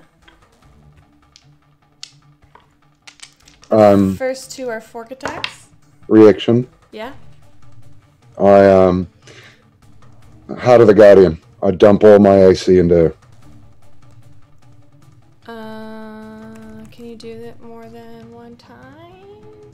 It doesn't have a restriction. Well, maybe it should. Well, then never mind. I won't. No. Let me look.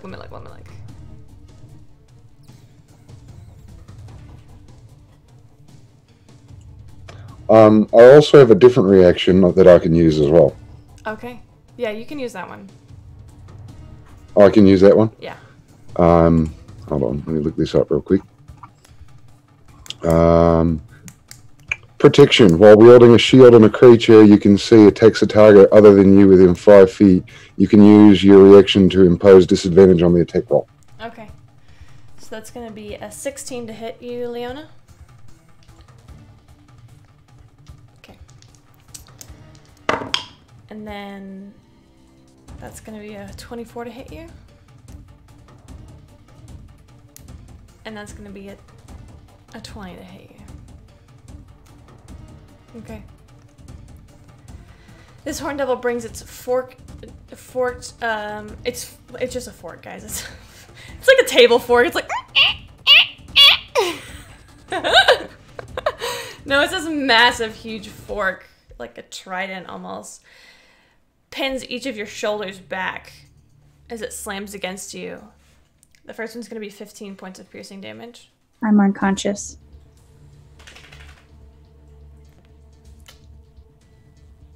And then it's going to do it again. You're going to take 2 failed death saving throws.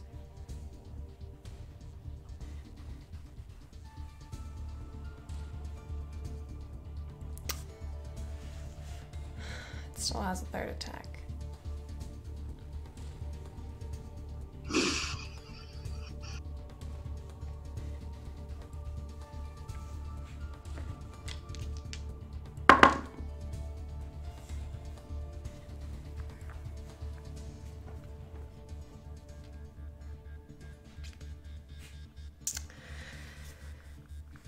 Leona,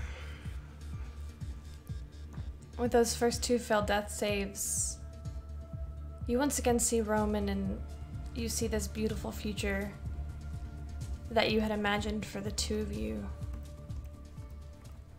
You see children running around. You see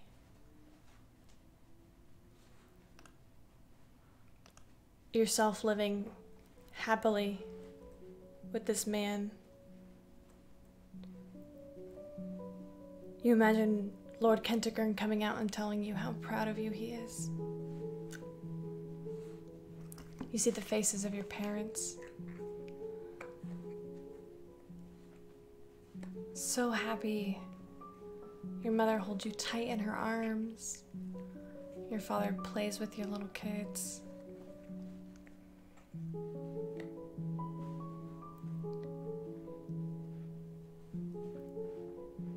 And then you watch Marshall's face as the Horn Devil slams its fork into you one more time.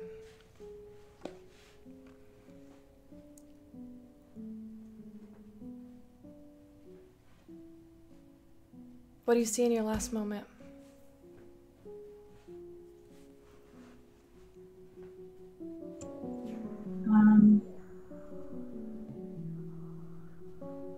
I see the faces of all of my friends.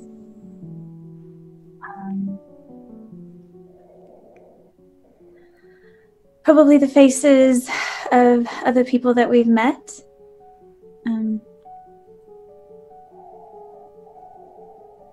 Good memories.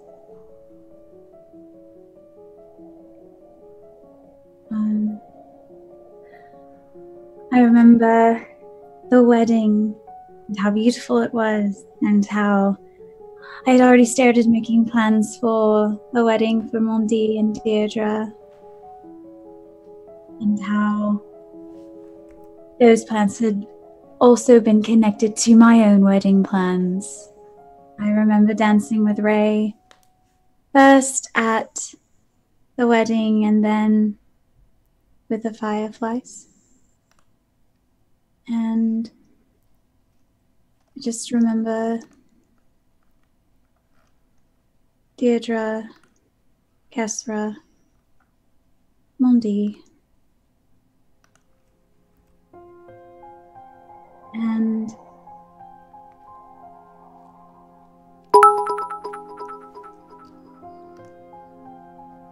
I remember Roman one more time.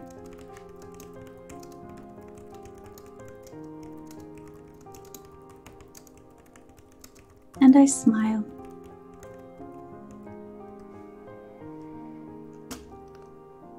Everyone except for Deirdre and Kesra can see this. So I mean just Marshall and Alexander. Oh, Alexander's also unconscious. So Marshall, you are the only person to witness the death of Leona Swiftsilver.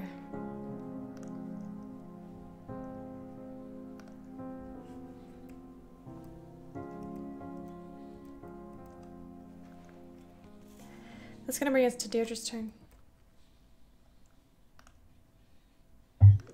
Okay. I see Mondi attacking Alexander. And I'm going to cast Eldritch Blast.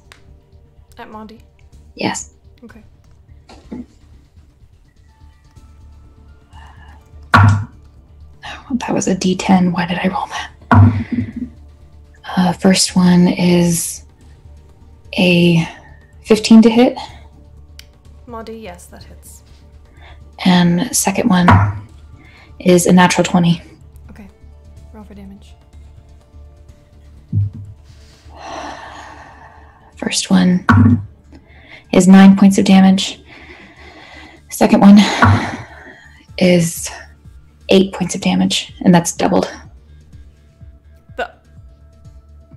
What do you mean? Oh, I'm so sorry. The first one is... No. I'm so sorry. It's just 1d10. So it's 9 points of damage doubled. So it's 18. Okay. Okay. These hit him square in the back as he's hunched over the body of Alexander Lightbringer. And he turns to look at you, swaying from one side to the next. His eyes roll back into his head as he collapses into the ground. I run back.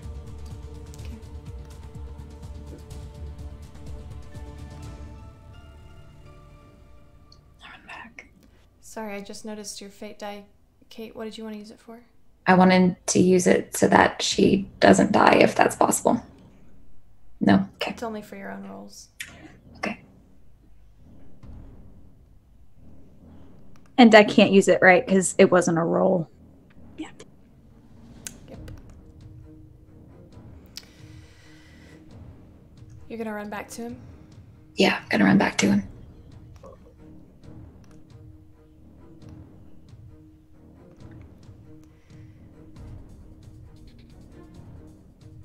That brings us to the Horn Devil's turn.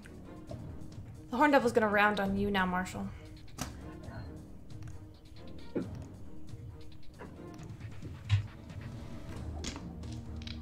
Just so you know, that attack that was last rolled on Leona was a natural 20. I have a picture of it.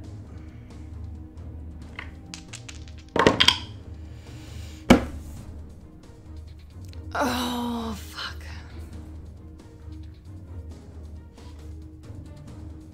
Okay.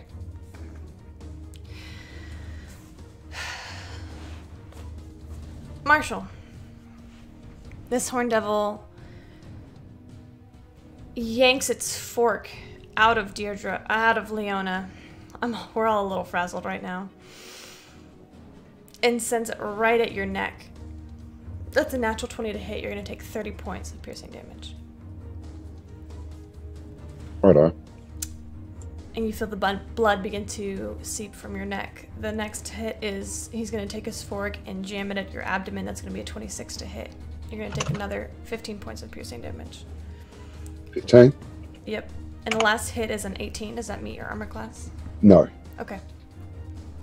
You bash his last attack off of your shield. Kesra.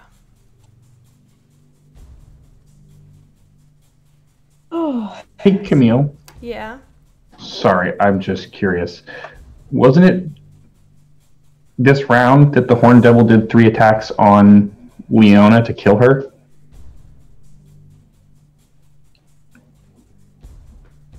Oh, shit. Was it? I thought it was. Guys! There's a lot going on. It's real. You can take that damage back. Ooh, perfect. 15 of them. Take it back. All of it. Oh, all right. Oh God. Kesra, it's your turn, bitch. What the fuck am I supposed to do? You do not know that Leona is dead. No, because it looks like there's a tree in the way. There is a tree in the way. Oh, Jesus Christ. Okay. Okay, gonna reel it back. Alright, I'm going to stand up. Why did you stand up? Oh, you were prone, right? Yeah, because I was also recently dead. I'm going to stand up, and I am going to. What the fuck am I going? What the fuck can I can't? Okay, I'm gonna move by 15 feet towards the Horned Devil.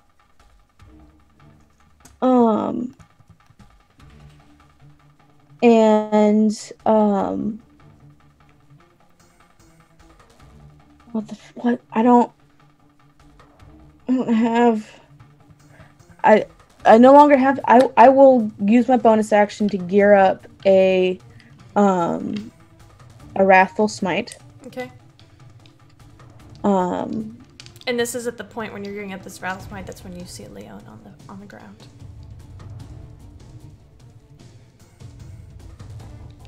Well. Make a wisdom check. Cool. 15 plus 1, 16. I'll give you 15 more feet of movement. On seeing her dead body. On seeing that you have failed Pelor and her. Cool.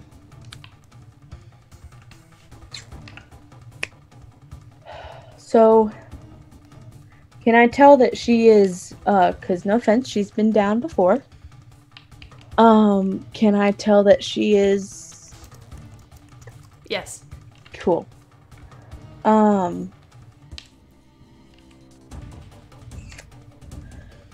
I will go all the way up, all the way back. And I am going to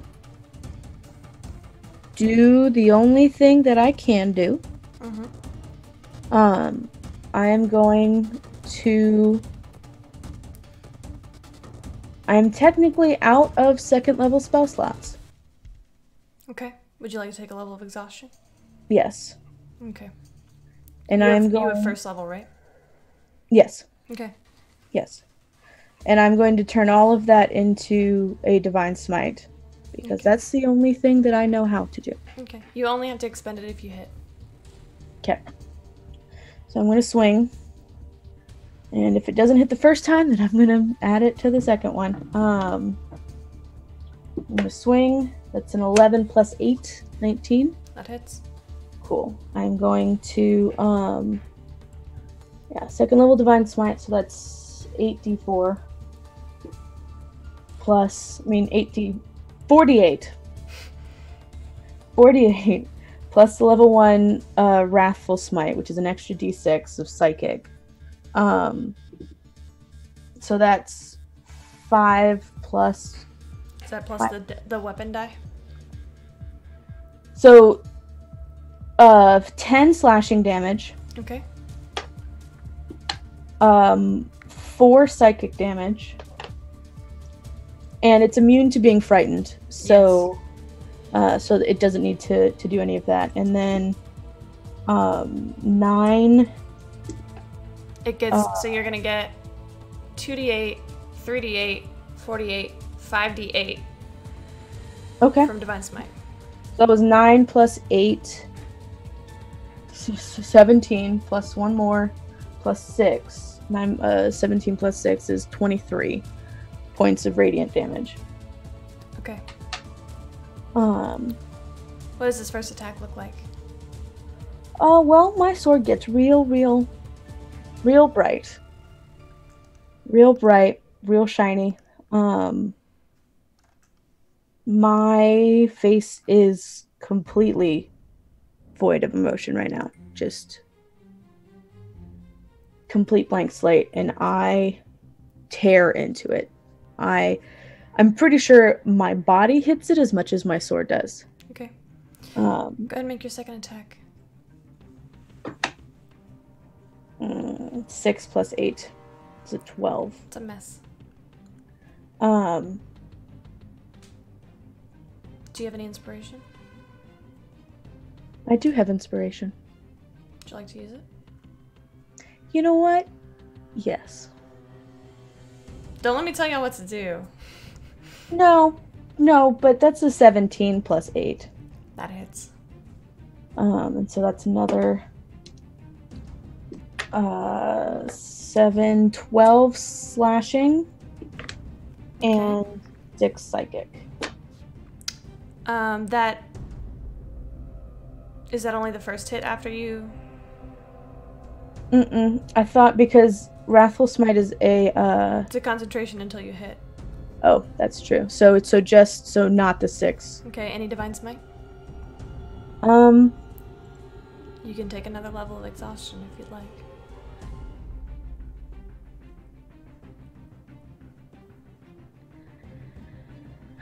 At this point, I might as well. Okay. Roll 5d8. Okay. So that's 11. 6 plus 7. 11 plus 6 is 17 plus 7 is 24. And then one more. 6. So 30 points of radiant damage. How do you want to do this? What does it look like when you kill this creature?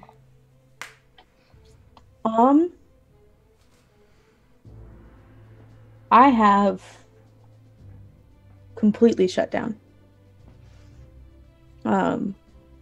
So the first hit, I basically body slam and slash into the Horn Devil.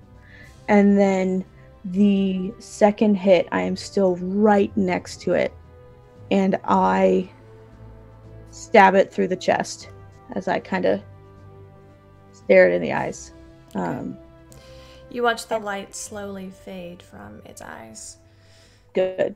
And it falls to the ground. As it does, I will follow it to the ground. Because in those 2 attacks, I now have 2 levels of exhaustion. So I will kind of ungracefully fall on top of it. Okay. Alexander, I need you to make a death saving throw.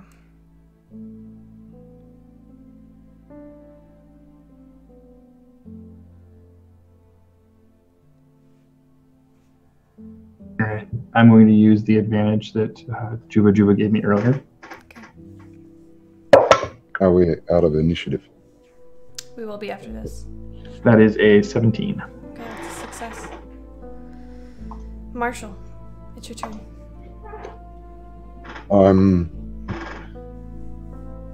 You look around you and you see Alexander unconscious on the brink of death. You see Leona, her soul passed from this world. Deirdre, it's at this point when you look over and you see Kesra fallen from exhaustion. You see Leona, the light having gone from her eyes. Alexander fighting against the gate. Marshall, what do you do? First, I will extend my hand towards Alexander and very softly say, "Get up, mate." And I will cast Healing Word. Okay. 9 points to you. And then I will slowly walk over to Leona and I will kneel beside her. And I will reach into the pouch at my side and hold something in my fist. And I will say, in the name of the Eternal Watch. You're not muted, Marshall. Or no, you're not muted, June. Sorry, go ahead, Marshall. In the name of the Eternal Watcher, you shall not fall here. And I cast Revivify. I need you to make a wisdom check. 17 plus 21. Leona, is your soul free and willing to rejoin its body? Yeah. I have to ask. Marshall, are you... describe to me how you're casting this ritual. You're just kneeling beside her and you've got the diamond over her chest? And I hold the diamond above her chest, and as I cast the spell, it disintegrates in my hand, and I let the dust of it drift across her body. Yeah. You all watch this moment trepidatiously. Seconds begin to go by.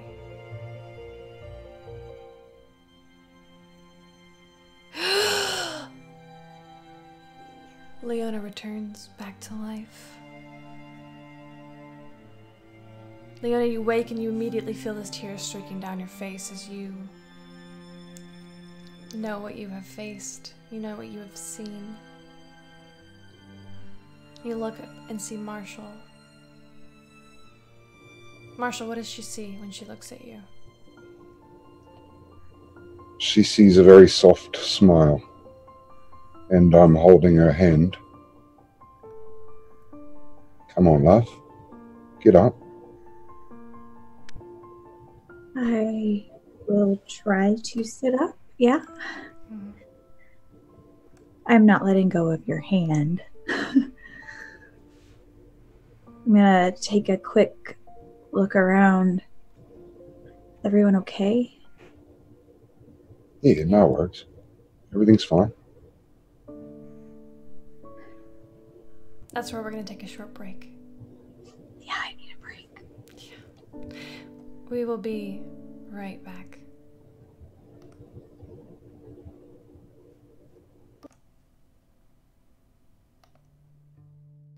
Oh, baby, I love your madness. It's so incredibly beautiful. Oh, you shine like gold, so selfless to all, and wild like an animal. Some would say I'm insane in the right in a way, but I just love to play in your fun and your games. Always hungry for more, that's just how I was born. Take me somewhere I don't know, and give me your freedom.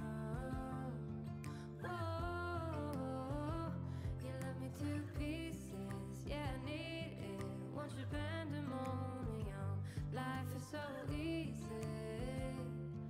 Whoa, you love me to pieces, yeah, I need it. Want your pandemonium.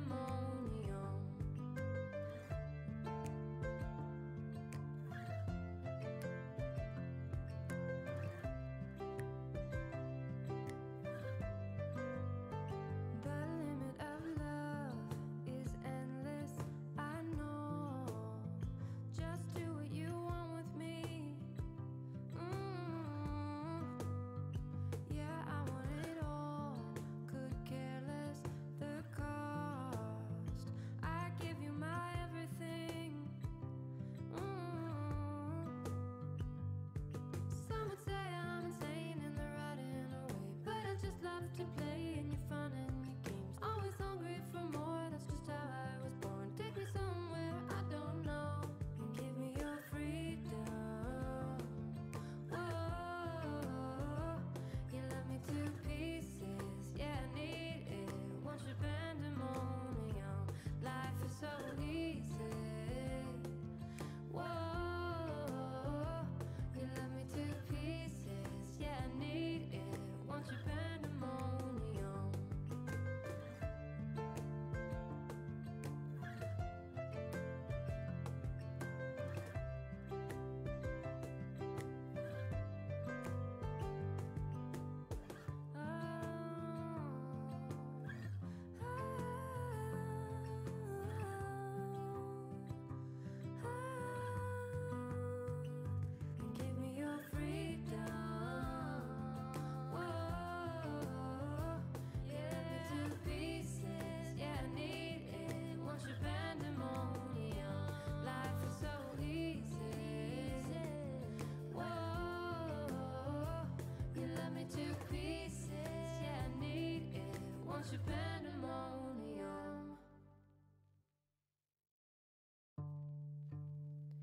Oh, baby, I love your madness.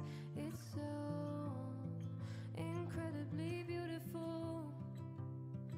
Oh, you shine like gold, so selfless to all, and wild like an animal. Some would say I'm insane in the right in a way, but I just love to play in your fun and your games. Always hungry for more, that's just how I was born. Take me somewhere I don't know, and give me your freedom.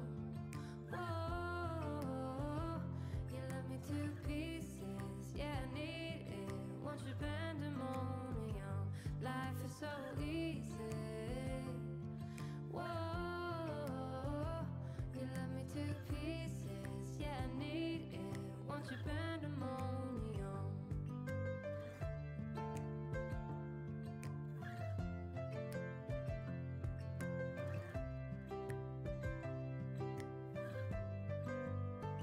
The limit of love is endless, I know. Just do what you want with me. Yeah, I want it all. Could care less the cost. I give you my everything.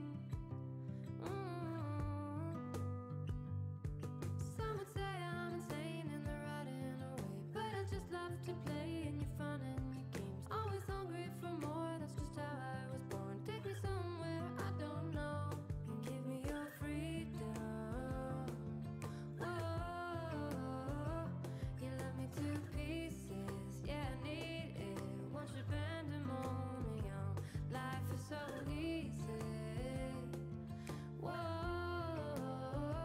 you love me to pieces, yeah, I need it. Want your pandemonium.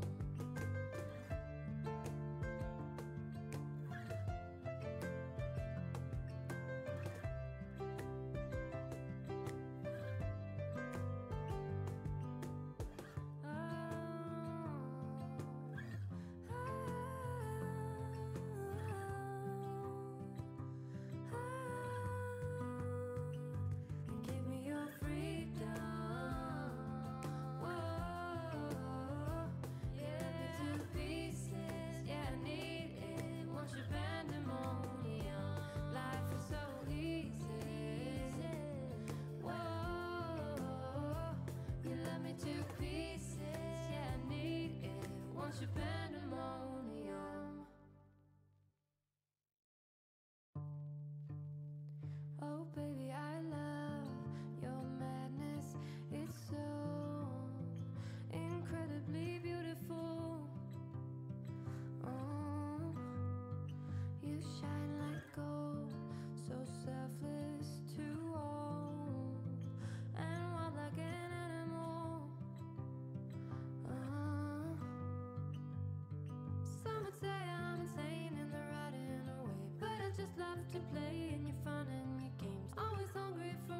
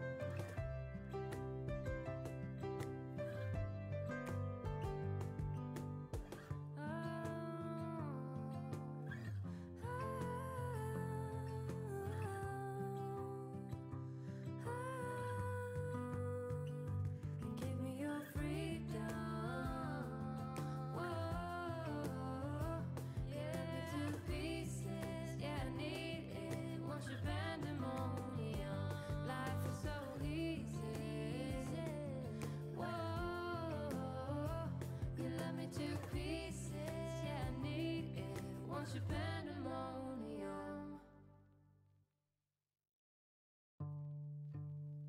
Oh baby, I love your madness. It's so incredibly beautiful.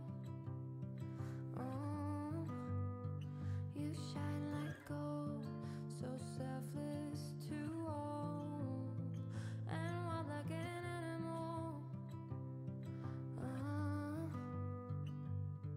Some would say I'm insane in the right in a way, but I just love to play in your fun and your games. Always hungry for more, that's just how I was born. Take me somewhere I don't know, and give me your freedom. Whoa, you love me to pieces, yeah, I need it. Want your pandemonium, life is so easy. Whoa, you love me to pieces, yeah, I need it. Want your pandemonium.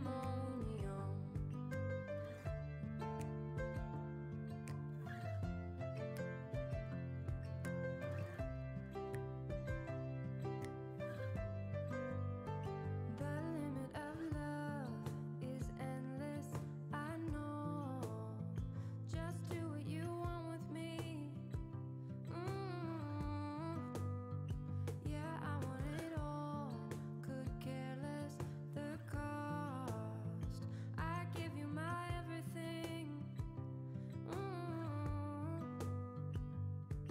Some would say I'm insane in the right in a way, but I just love to play in your fun and your games. Always hungry for more, that's just how I was born. Take me somewhere I don't know, and give me your freedom. Whoa, you love me to pieces, yeah, I need it. Want your pandemonium, life is so easy. Whoa, you love me to pieces, yeah, I need it. Want your pandemonium.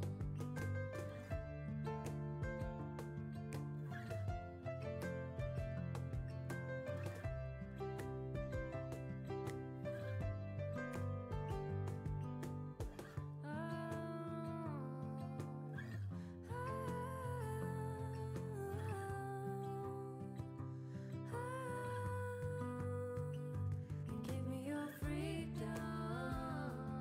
Whoa, yeah, to pieces, yeah, I need it. Want your pandemonium, life is so easy. Whoa, you love me to pieces, yeah, I need it. Want your pandemonium. Oh baby, I love your madness. It's so incredibly beautiful. Oh, you shine like gold, so selfless to all, and wild like an animal. Some would say I'm insane in the right in a way, but I just love to play in your fun and your games. Always hungry for more, that's just how I was born. Take me somewhere I don't know, and give me your freedom. Whoa, you love me to pieces, yeah, I need it. Want your pandemonium, life is so easy. Whoa, you love me to pieces, yeah, I need it. Want your pandemonium.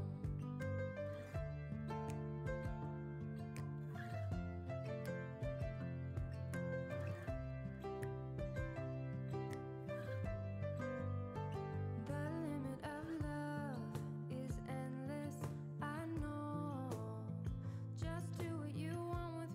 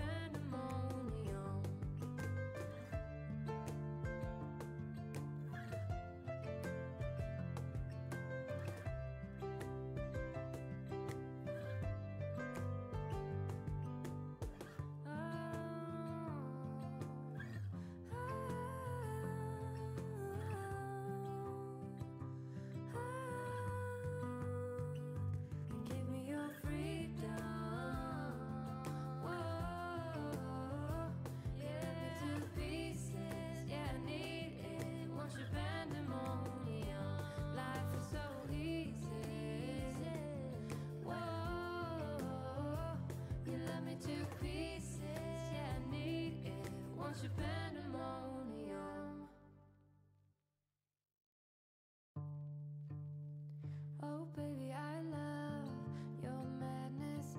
It's so incredibly beautiful.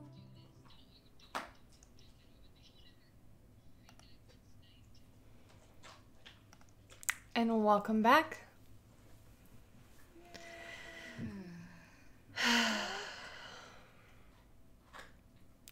So, adventurers. Whoever is looking at Mondi may make a perception check. Me. Have I seen Mondi yet? I guess. Yeah, you have. Look around. Yeah. You said perception. Ooh, don't mind me. Sorry, Alexander, what'd you say? Can I make an investigation check? You certainly may. Perception 22. Okay. 16 at disadvantage. I'm not looking at him. Sorry. Ooh.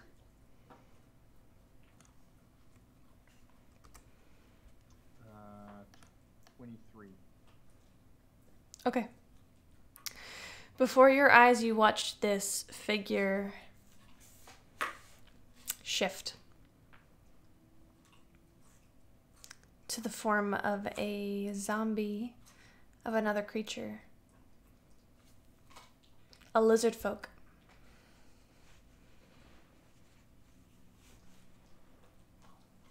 As the spell fades.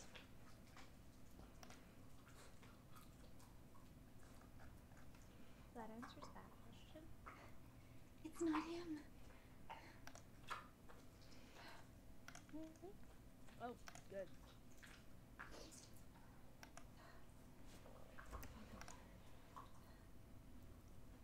I'm still really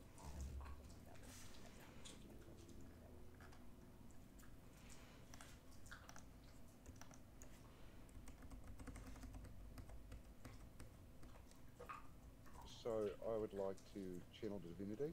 Okay. Says everybody but Camille is quiet.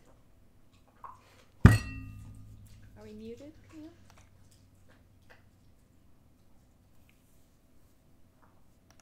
It's been a lot. Guys, we've had a really long after evening. Noon. Yep. It's been a real long session. Indeed it has. Yeah. Hello! It's Hello. been a lot. It's fine. Are we good? Are we fixed? Can you hear? Oh, yay! Oh man, guys. All I know is that I have a lot of feelings. Same, hard same. Want to barf? It's fine. Can I, seeing this body shift from being one thing back into some other zombie, would I be able to discern what type of spell did this, the change? Do you have polymorph? I do not have polymorph. I would say you would know what it is. Okay. Well, that's just a cruel trick.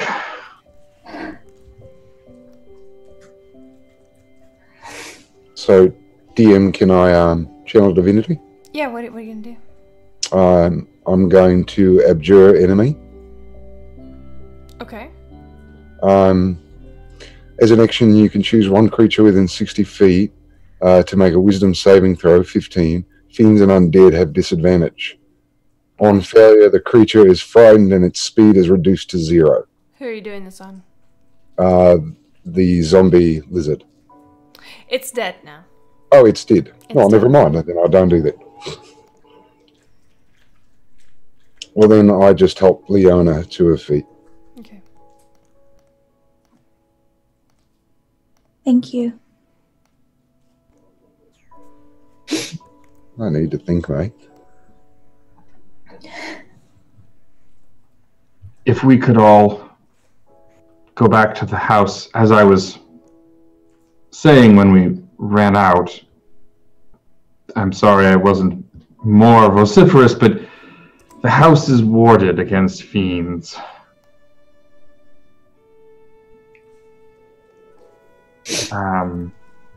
We'll at least be safe inside from anything else.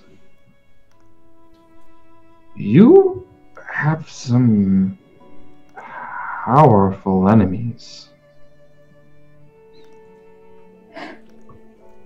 Yeah. Great. We don't even know who they are, really.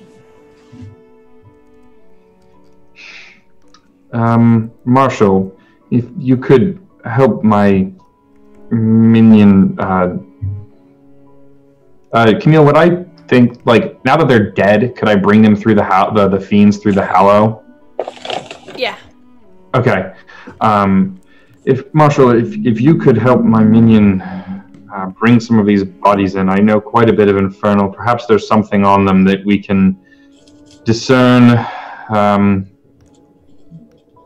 Which devil lord you've angered. So I will go over to the Infernal Knight and just grab him by the plate mail, chest piece, and drag him over to the house. I would like to attempt to help. I'm a little slow at letting go of your hand. So as you get up to move, Marshall, you feel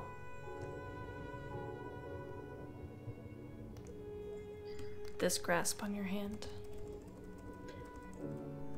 I will stop and crouch down beside her, pat her on the hand and say, I know how frightening it can be. But you're safe now, alright? Okay. You can just stay with me, alright? Okay.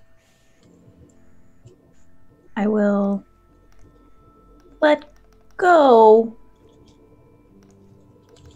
And I will probably stay close, but I'm also trying to see how everyone else is doing. A little more beyond just, oh, are they dying? How is everyone else doing? I actually get up and I go over to Kesra and I give Kesra my last dose of healing light. Which gives her another 5 points back.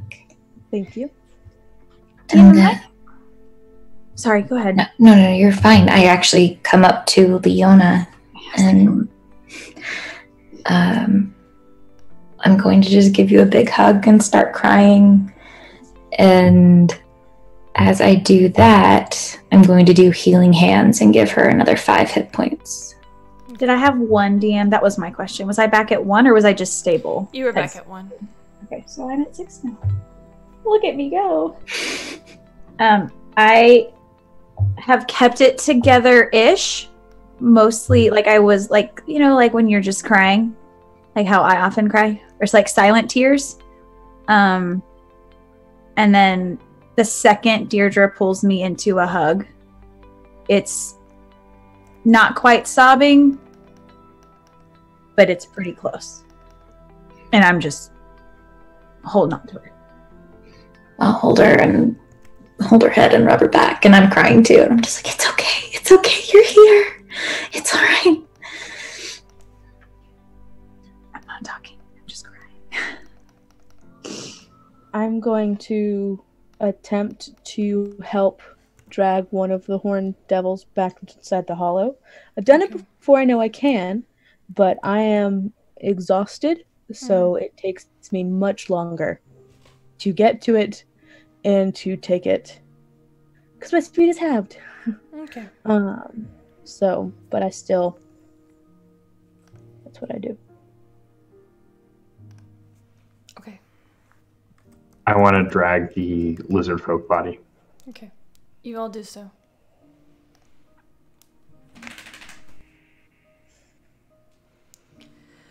It doesn't take you guys long to get all of the bodies inside.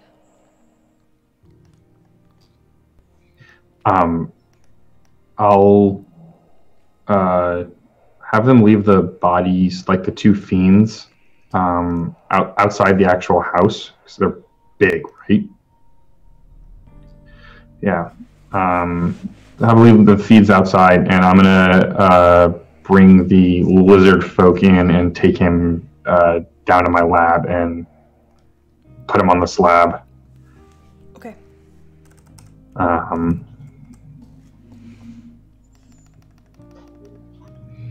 And then come back up and start, I don't know, just inspecting, particularly the armor on the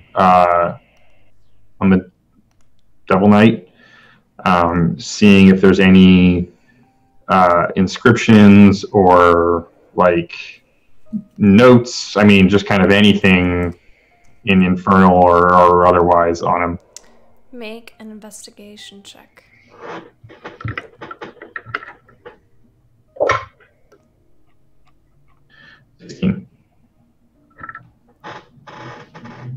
What was that? 16. Okay.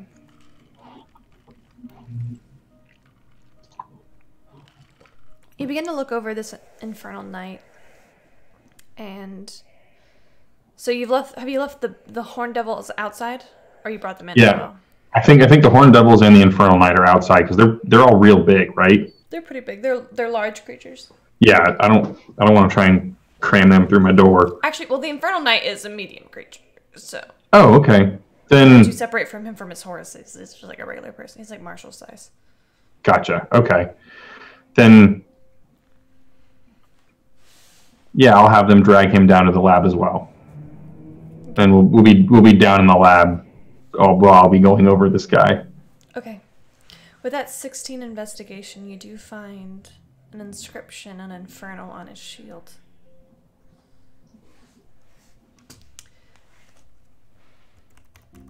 It's going to say, let's see.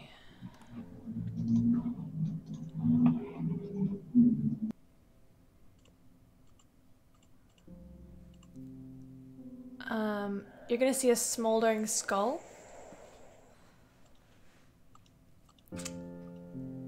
And you see various words carved in Infernal. You see chaos, strength, retribution, spell, and war.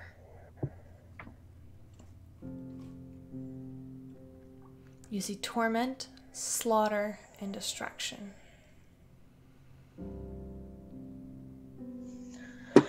And then you see, carved in the edge, all hail the King of Torment.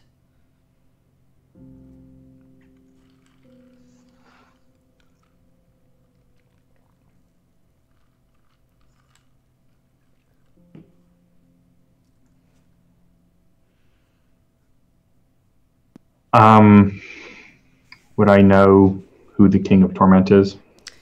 Make an Arcana check.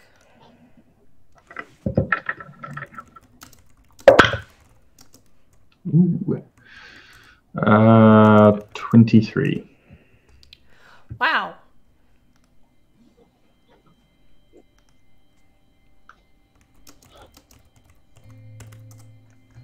You know who the King of Torment is. It's Apollyon.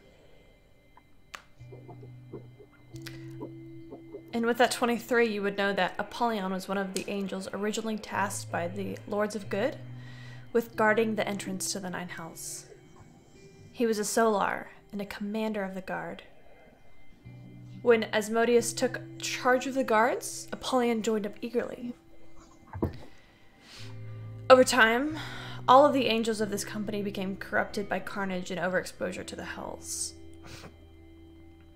Apollyon became one of the most malevolent of Asmodeus' company, having been exposed to the hells for most of his existence. His figure gradually became warped as he began to let in darkness to help him fight rather than shut it out. He became fiendishly strong, but still retained his celestial sharp wits. He became known as the King of Torment after he invented the hideous clockwork locusts. Clockwork locusts were his pride and joy, and many infernal creatures came to fear the drone of their wings.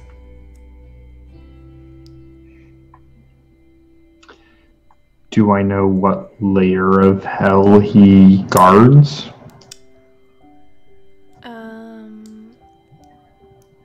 Let's see.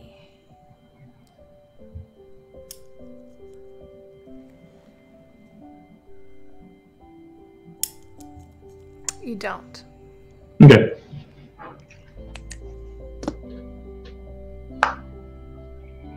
You know he doesn't have many actual clergy or temples. Okay. Most often his followers know little of his actual nature. However, the few clerics and Blackguard who follow him are often held in high regard by any evil or similarly aligned temples.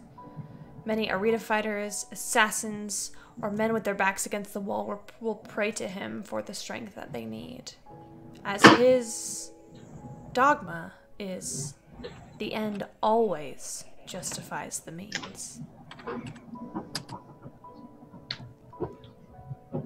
Due to his lack of guidance, his followers can sometimes even find themselves fighting across the battlefield from each other.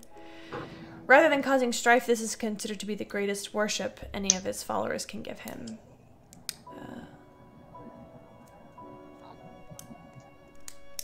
There are some cultists for him. They're mostly fighters, barbarians, and clerics.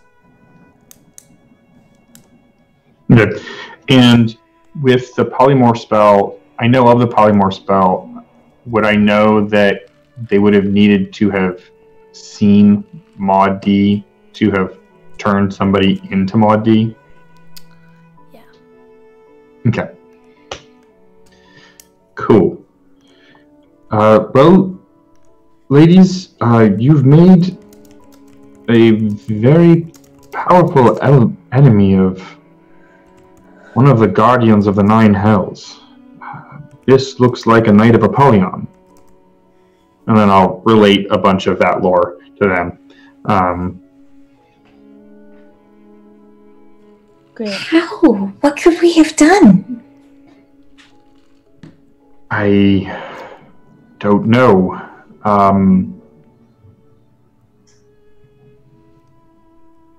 Have you desecrated any temples lately, or? No. I find that's what gets me in trouble. Can I get a perception check from anybody who's listening? Like listening out and about? Oh. Listening out and about. What do In the you mean? basement? Like outside. I'm wherever Deirdre is. 21. Marshall. As if fate hasn't toyed with you enough, you hear the gentle flapping, not gentle, you hear even larger flapping sounds of wings from outside.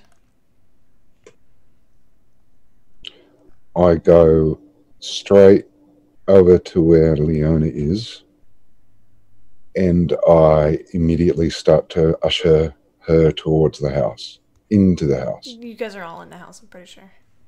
All right. Well, then I will go outside on the front porch. Okay. And have a look about.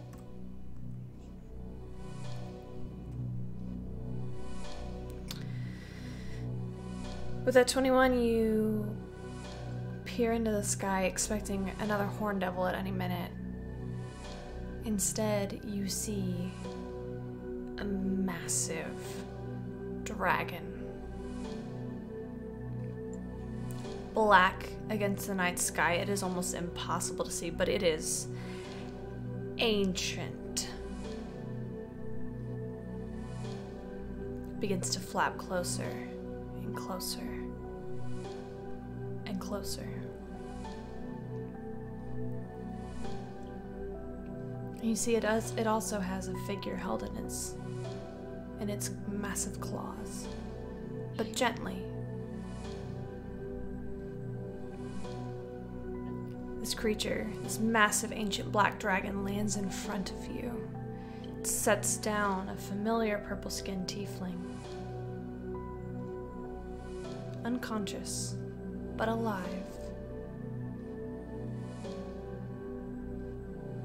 He gives a snort and you can feel the acidic air on your face.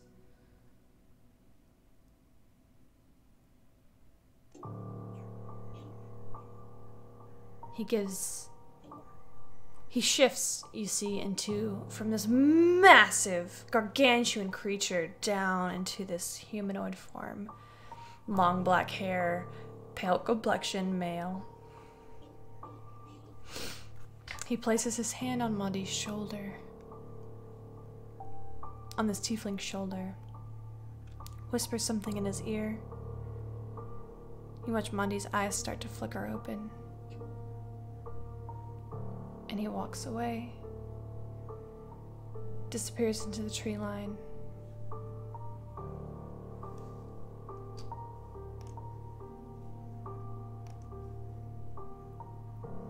I step down off the porch and approach the tiefling.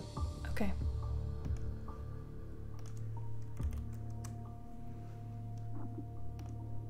And I get within 5 feet of him so I can see what I'm looking down at. Okay. You see this tiefling just fluttering, eyes just fluttering open.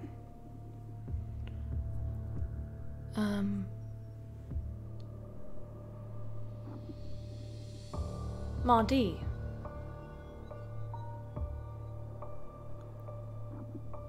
Whenever he chooses to join us. If he chooses to join us. Might I add, I have my weapon drawn because I don't know who this bloke is. I will say that if Marshall went outside, Leona probably would have at least poked her head out the door. Okay. Leona, make a perception check. At disadvantage. Oh god. 10? Okay. I feel them so I can see what I'm looking down at. Nevin, we can hear you through the... Hello? We can hear Twitch through your thing. 1 second. Ruin my amazing entrance. Sorry. You should be. Pardon the black background, I just gotta get everybody situated in here. Don't mind me just looking at our characters on the D&D Beyond overlay and noticing how red it is, minus the tiefling. Sorry.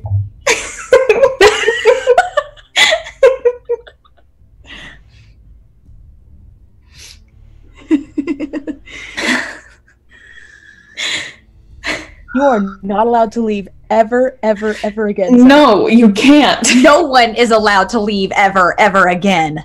Never. I will never miss another session. Ever. Right. Have you been watching?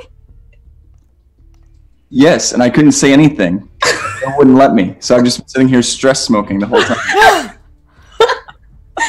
I love you guys. If I could stress smoke, I would stress smoke. Same though. I'm just stress drinking my water. Same, except for it's and stress not water. crying.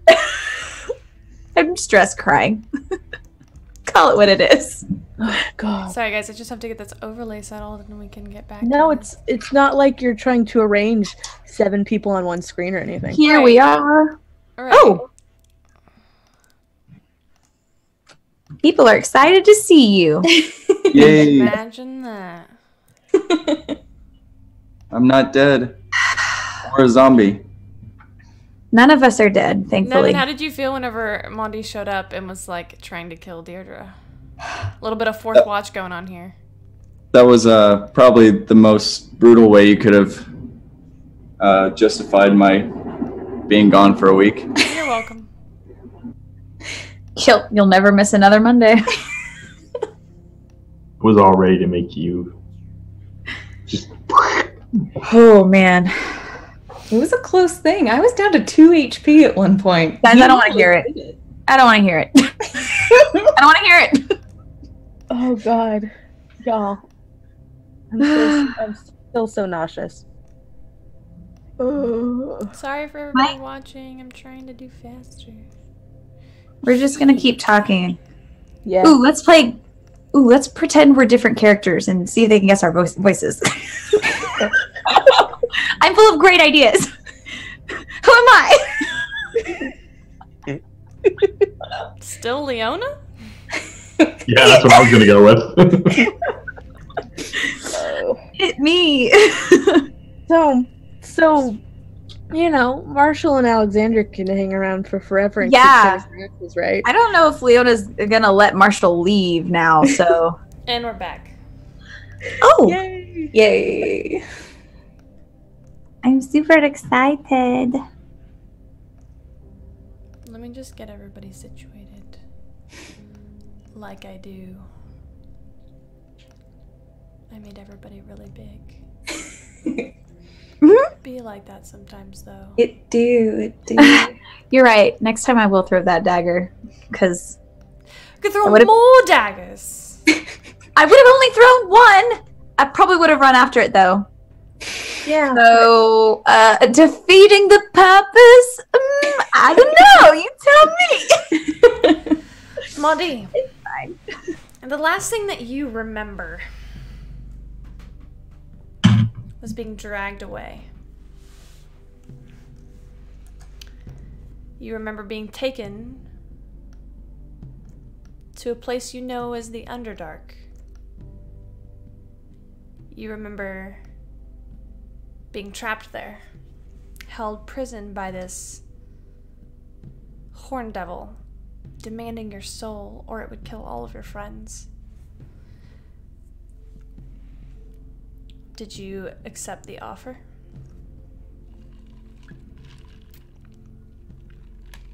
Definitely not. Okay.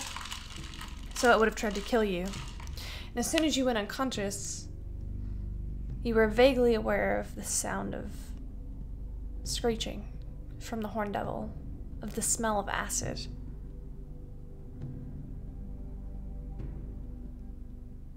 And then there he was. Zafaliar, your father, the ancient black dragon, appearing to you, picking you up, dragging you out of this underdark cavern.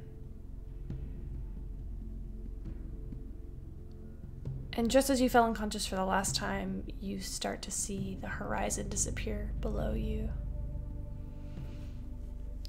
When you wake, you see a man in his mid to late 50s, scraggly beard, cropped hair, a bit rough, looking a little cut up, wearing full plate armor, minus the helmet.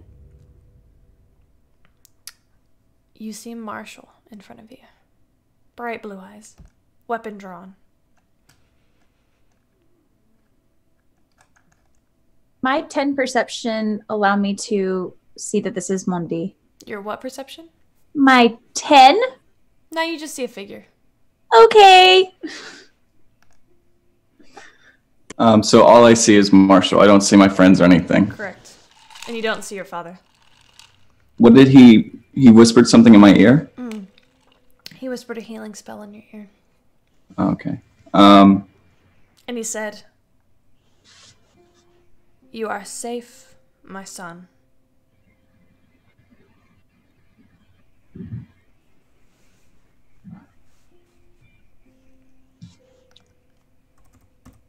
So as soon as I see Marshall, I'll put my hands up and say, "Please, I'm sorry. I don't mean any harm. I'm not sure where I am right now." Do I hear him? Who in the hell are you? My name is Moldy. I was attacked. I don't know where I've been. Generally, people don't ride in on black dragons, mate. I point my weapon down at them. Get up.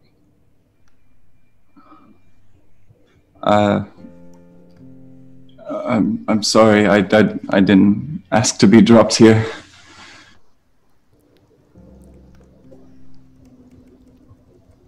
I will turn my head back towards the house and I will say, "Oi! Anyone hear me?" Yeah. Do I hear him? Yeah. I hear you. I'm in the doorway. Yeah, y'all hear Marshall call. Oi! Who is it? Oh. Any of you lot know Mob D? Deidre! And I'm running. Yep, I hear the word Mondi and I'm off. I am clinging to my stool, and I will remain so until bedtime. Okay. Sorry, Chuckles. Glad to have you back. I'm going to kind of hearing all this commotion. I'm going to saunter up next to you, and I've got a very large bottle of whiskey, and I've got 2 glasses. I'm going to pour you a glass and pour myself a glass, hand you one, and just be like, "Someone else arrived." Hopefully it's actually him this time. Oh, Fucking well, that would be good.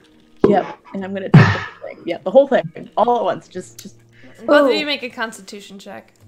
Oh, with disadvantage because I have exhaustion. Perfect. Oh, well, it was a 16 and a 9. 9 plus 12. I got a 17. Casper, you start to feel yourself succumb to the effects of this alcohol pretty quickly. Whereas Perfect. Alexander seems perfectly fine. Perfect. I don't want to exist right now. It's fine. Leona and Deirdre, you run up to see Marshall standing over Mondi, who looks rough for wear. Worse for wear. Marshall, are you still holding your weapon? I'm pointing my weapon straight at him. Okay. So that's Well, I'm going to run past him and probably with more force than is appropriate hug the Mondi. Mondi, make a strength check. And I am bracing myself because I am anticipating Deirdre immediately joining us. I actually... oh, sorry, go ahead. My first roll after all of this shit is a natural 20. You know, we were due. I know Leona well enough to know to brace for impact. Yeah, you do. At this point. And he just lifts her up off the ground. Give her a big hug. The way I'm going to stop behind Marshall, and I'm actually going to cast Detect Magic. Okay. Within your immediate vicinity, within your immediate vicinity, you sense the single well, let me start from somewhere else. You sense that his sword is of legendary importance. Marshall's sword? Yes. Okay. Now you pick up everything. You sense Maudie, if you're looking directly at Maudie, all you sense is faint glow from his tarot deck. But what surprises you is possibly the strongest magic you could have ever imagined doubled. It almost blinds you with how strong it is. And it's coming directly from Marshall's chest. And you see it in your mind as you take on this extra filter of your mind, of your eyes, and you look over and you see just this beacon, this massive heart on his chest. Not a literal beating heart, but a heart-shaped object. And it glows so brightly, and it is so beautiful, and you are enchanted by it.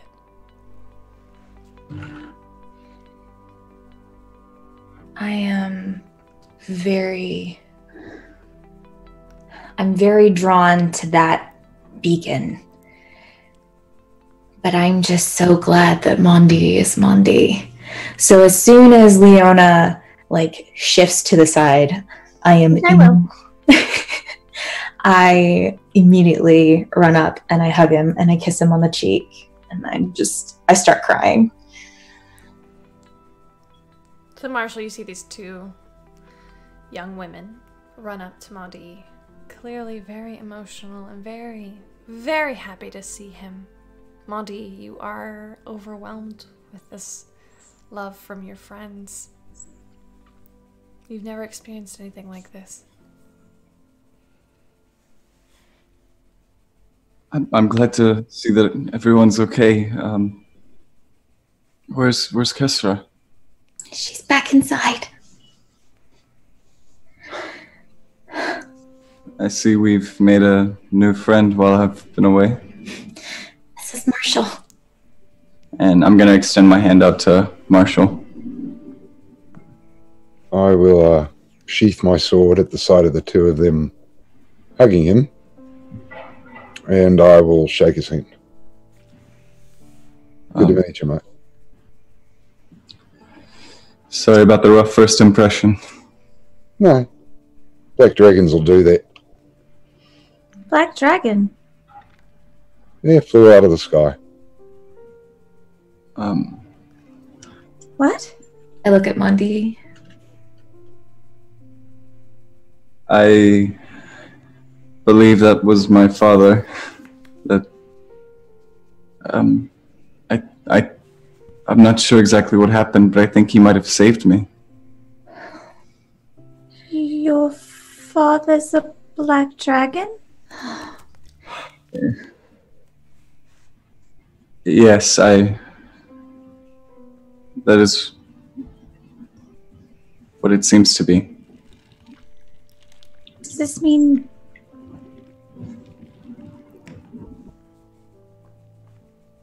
Do you also have wings? No, I don't. Just gotta reach back and feel a little bit. No, I don't have wings. But yeah, that's surprise. I don't know. I'm a little taken aback by it as well, if I'm being honest. Glad you're okay. I tried to contact you. I did. You would know, Leona, thinking back, that if he were unconscious, he would not be able to reply to you.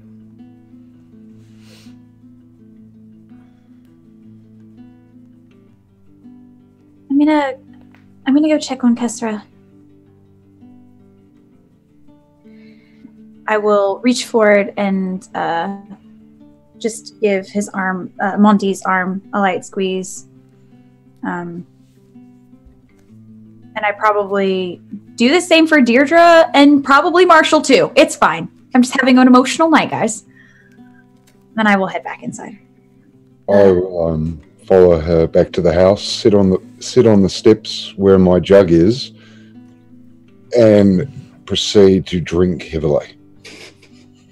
Kestra and Alexander, what are you doing during this time?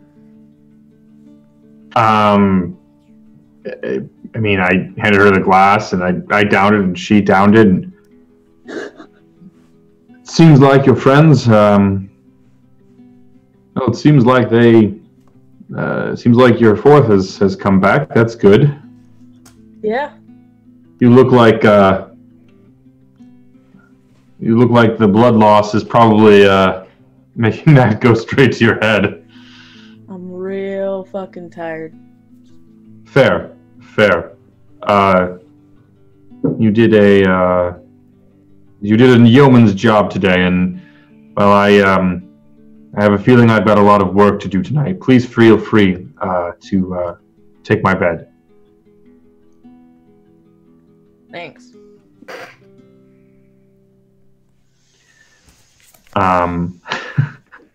And it's just up the stairs. If your friend sounds like he's all right, I should probably go out and meet him. And I'll just kind of put the bottle down by her. Don't drink too much. It's strong stuff. Sure. I say as I reach for the bottle. Right. Fill up my glass again.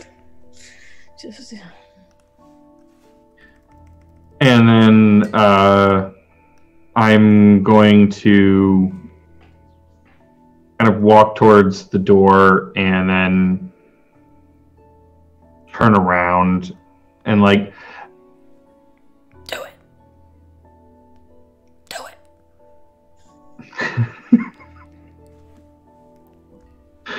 it. And it's gonna kind of be like looking back at her, and then it's gonna come back and kind of take the glass from your hand, if you'll allow it, and You're take. lucky I got 2 points of exhaustion, buddy. And take a quick swig, and then pour a little more, and then hand it back, and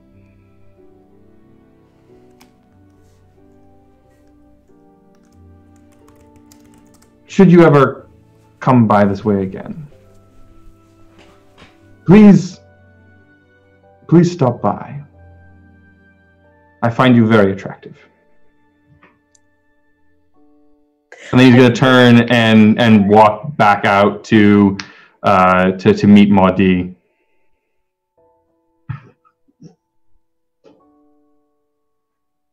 Huh. And I'm going to finish the glass and then pour another one. I make no move to get off of the stool because I'm not quite sure I could properly stand up once I do. So I remain on the stool.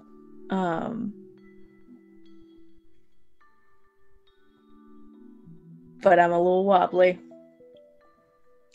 And I'm lost in different thoughts now.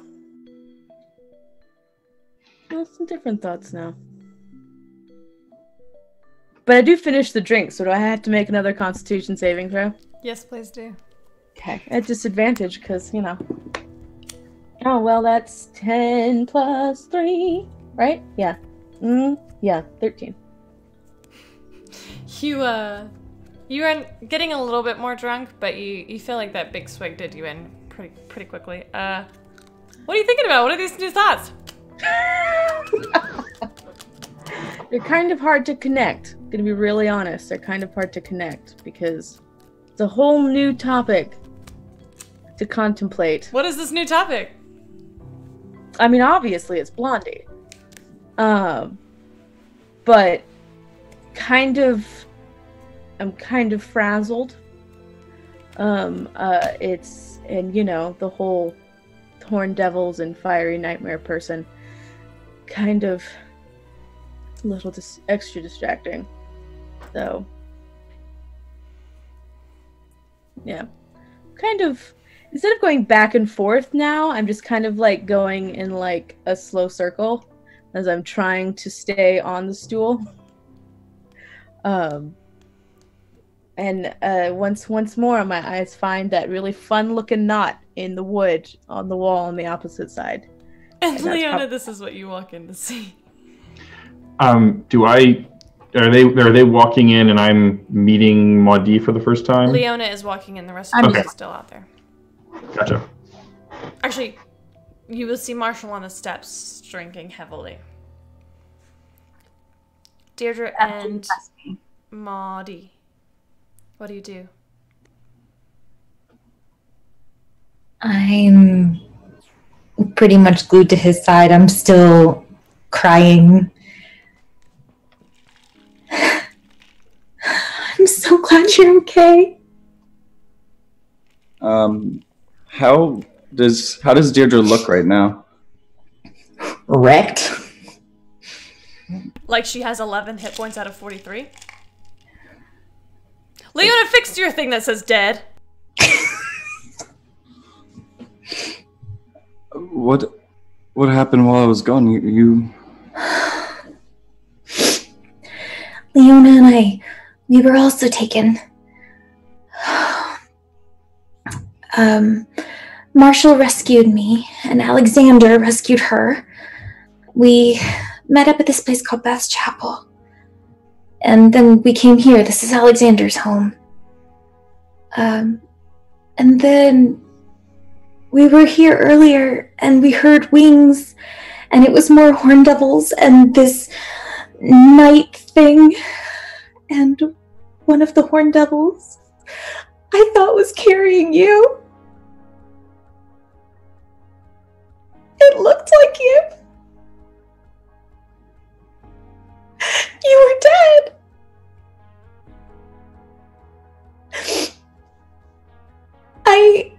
I tried to get you away. And then you woke up. I had to kill you. Mondi, at this point you do see the bite marks on her neck and the scratch mark across her chest and down her side. I'm just going to like hug her even tighter and just say, hey, it's okay. It wasn't me. You know I would never do that to you. I would never hurt you, Deirdre. I'm so sorry. I wasn't here. I killed you. You didn't kill me. I'm right here.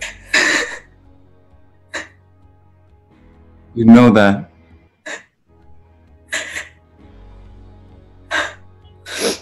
And I'm literally like, I cannot get close enough. I'm basically digging my fingernails into his back at this point. Like, I'm trying to reassure myself that he's still here. While I'm still hugging her, I want to look towards Marshall. Can I try to do a perception check on him to see like what his reaction is to all of this?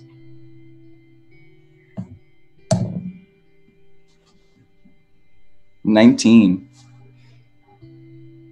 Marshall, what does Monty see? You see Marshall sitting on a step with a jug between his knees, and he has picked up the piece of parchment that fell to the ground, and he is writing with it. What kind of state of mind does Marshall look to be in? He is his usual self. He is just calmly writing. You do see behind him, Maudie, Deirdre's necklace in tatters.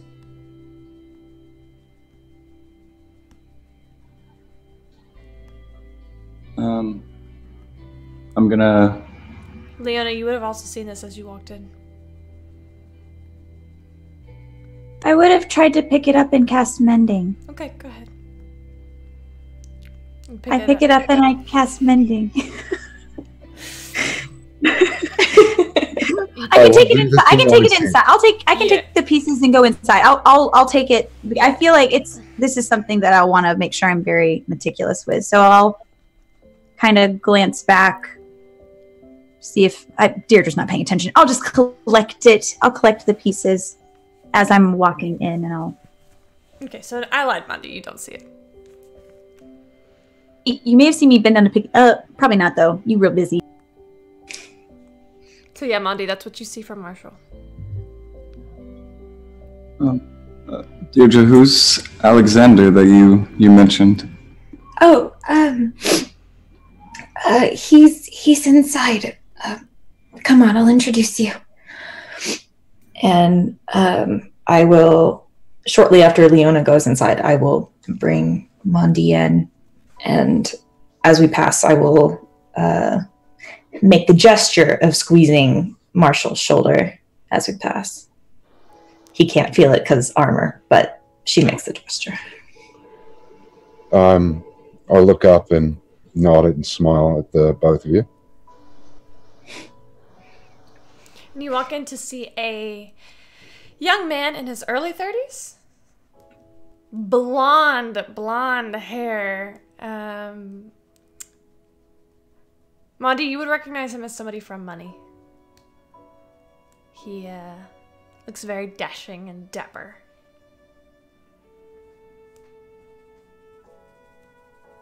Welcome to my home. You must be Maudie. You killed me earlier tonight. Luckily, it wasn't you. I'm very sorry for that. That was not me. But and as he starts talking, I'm gonna kind of look at him, and I'm gonna do, I think, what would be the parlez-vous français of infernal, which is I'm not sure what that would be, but I'm gonna say, do you speak infernal? And I'm gonna say back in infernal, I do, but I prefer common. That's fine. That's fine. I'm always just trying to improve my accent. I've been told that it's quite atrocious. So, well, I'm glad you're all right. Where did you come from? We were about to. Leona was ready to mount an expedition to find you, and here you are. Yes, I don't really know exactly. I mean, I wouldn't recognize it as the Underdark, would I, Camille? Because You're muted. I can't hear you. Mother bitch, make an Arcana check. Cool. What's my modifier? If someone wanted to have a drinking game to open for adventure, I promise you one of them should be every time I say mother bitch. Well, yeah. That's a fun game. Or you're muted. You're muted. Yeah, that's a good one. I think if we're trying not to kill people, those are the only two rules we need. Fair. I think you're right. What'd you roll, Nevin? 13. Yeah, you would have recognized it as an entrance to the Underdark. I don't know why, but I was captured by one of those devils and they took me to.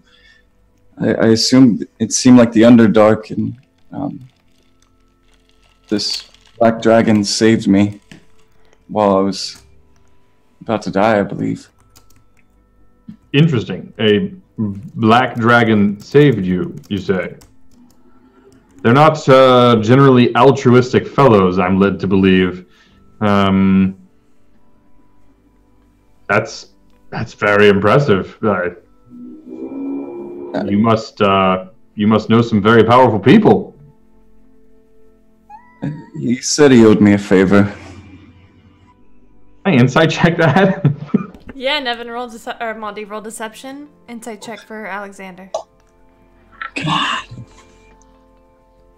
Nevin, what was it? Wasn't terrible, but not good. It's not gonna matter. 6. Oh, natural 20. Yeah, he's lying to you. Bitch. You see right through him. But at the same time, you can imagine why someone would want to lie about that kind of thing. Right. Well, welcome to my home. I can see, it looks like Deidre can show you around a little bit. The kitchen's over there. We've made up some small beds. I'm afraid I'm not really equipped much in the way for hospitality.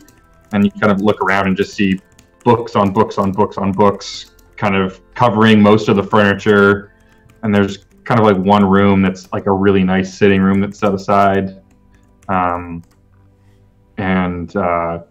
think that Kessler was getting into some of my fine Wolfcrest whiskey, but we can. I'd be happy to break some out. It's good to see that everybody's alive. Marshall, if you want, you can come inside. I have whiskey, so you don't have to drain your jugs, sir. Do I hear him? Yeah. At that, I will stand up, because you've got whiskey, mate, and I will go inside. As I do, I roll up the parchment and tie a little piece of twine around it. Okay. And as I walk over to you, Alexander, do I pass by Leona? Is she in the room? Is she? I was going to Kesra at some point. I don't know. I got mixed up in the timing, but so I was heading towards the kitchen to Kesra. Okay. What do you say to Kesra this time? So I noticed that you're like staring at a knob in the wall. Oh. Yeah. Are you all right? Nope. I'm gonna kind of like lean. I'm gonna look at it, but I'm gonna look at it with my body, and it's almost like the stool's gonna go on 2 legs for a second, and then it like settles back, and I'm like, gonna be really honest with you, Sunshine. Oh goodness. I don't know if the world's worth it. Gonna be real honest. I don't know if the world's worth it. What do you mean? Doesn't matter. No, it does matter. It does. No. You've shed maybe 2 things, one of which I'm still not entirely sure is true. So, Probably not. So this matters. You wouldn't have said it otherwise. It won't matter tomorrow. So it matters right now. I will take a seat beside her. Didn't even ask this time. Progress. Is it regression?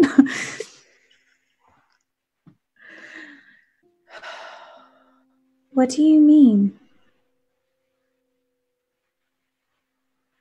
I don't even know. Before we smashed some rats together, my life was delightfully, intentionally nothing. It's great. Most exciting thing that happened is sometimes there was an orc raid. And then I made the mistake of fucking gambling with Chuckles. It was actually Chuckles, right? It was like for real, like it was Chuckles. Good. Great. That saves us a chip. I just kind of like wilt a little bit. Is traveling with us really that terrible, Kesra? It's a lot. It is a whole lot. Say it was a whole hell of a lot, but that'd be a little too on the nose. I just need to go to bed. And I go to like get off of the stool. Oh. And it doesn't quite work. Okay. So I kind of like sit back on the stool and my arms are out for balance and I'm just... My arms are also out for your balance. I need to sleep for a month. Maybe everything will be fine. If I just sleep for a month. Probably not, though. A month is a very long time, but some sleep probably isn't a terrible idea. Mm-hmm. I just need to find a corner. So, I just need to find I a can. corner. Blondie offered his bed, but I feel like that was a double whatever magic. Yeah. Oh. And frankly, I need to go to sleep. How about I take you to a bed I know will be empty? Sure. So I will get up and I will help Kesra off the stool. And I will take her heavily. Oh God. Okay. We're okay. This is okay. Huh? And I will take her. So it's real slow going. It's cool. Please don't. Yep. This is great. This is great. We're doing so good. I'm also exhausted. Not quite as exhausted as you, but yeah. So I will get her back to the room, get her situated in the bed. And I'll just sit kind of on the side of the bed. Yeah. I just, like, the moment I hit the bed, I just stop moving. I just completely stop moving.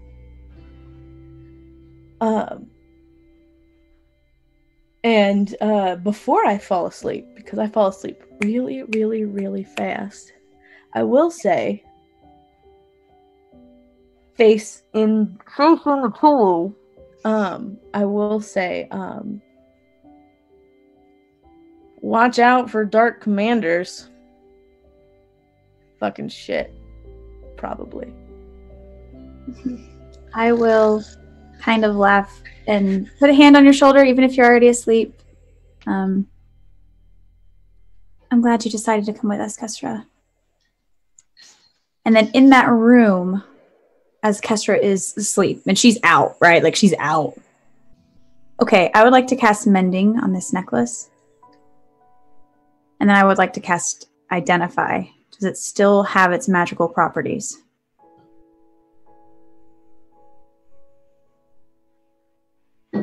You're muted. As far as you know, this necklace never had any magical properties. Oh. It was just a necklace. Wrong necklace. Yeah. All right. However, as you cast Mending, the pieces begin to come together, back together. The twine reintegrates itself, and you have fixed her necklace. I will smile. Give Kestra's shoulder one last pat, and I will go back to the hall, and I will close the door quietly as I leave. And then head back out.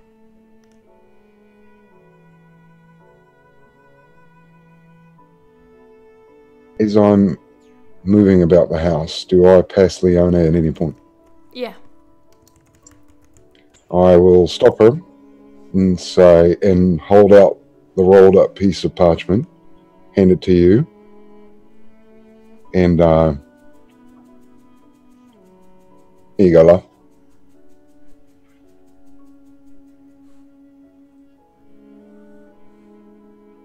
You wrote her.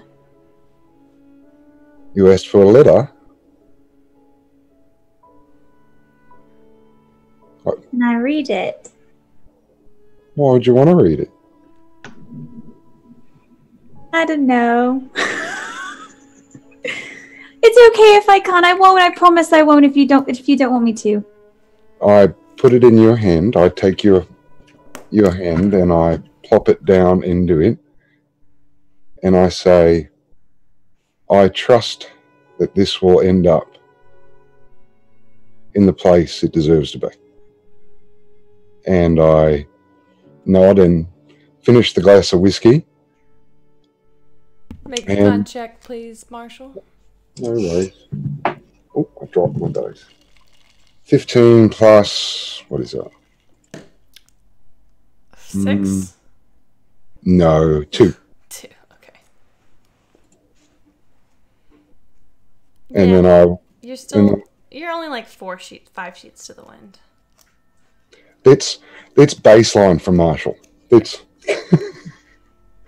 and then I'll pat her hand and say, I'm going to go sit outside, all right?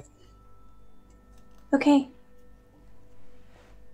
And I will go back outside. I am prepared to protect this with my life.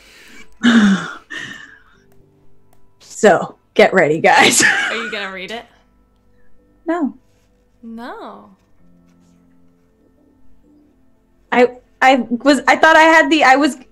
Correct me if I'm wrong, I was given the impression that he preferred if I didn't read it. He didn't say whether or not you should read it. Oh, okay, well, I'll save that for a rainy day. AKA, I'm gonna go give this necklace back and then maybe I'll read it. Okay. You gonna go find Deirdre? Uh-huh. Deirdre, what are you and Monty doing? You've headed back inside? Yes. I probably would be very much in fix-it mode, basically trying to get everyone in bed and like counting all the ducklings, make sure everyone's in their place. I know that feeling well. And I love ducks. I love ducklings. They're so cute. Quack quack. So, raise your hand if you're in bed right now. Kesra's out. Kesra is unconscious. You walk by Marshall as he walks back outside. You've got Monty with you. You look and see Leona approaching you, and you don't know where Alexander is. I mean, I think I would still be out there with Deirdre and You're out there with Monty he's out there because with I was talking with them. So right, what he said.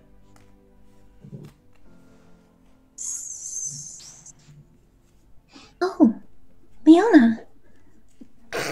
Is Kesra asleep?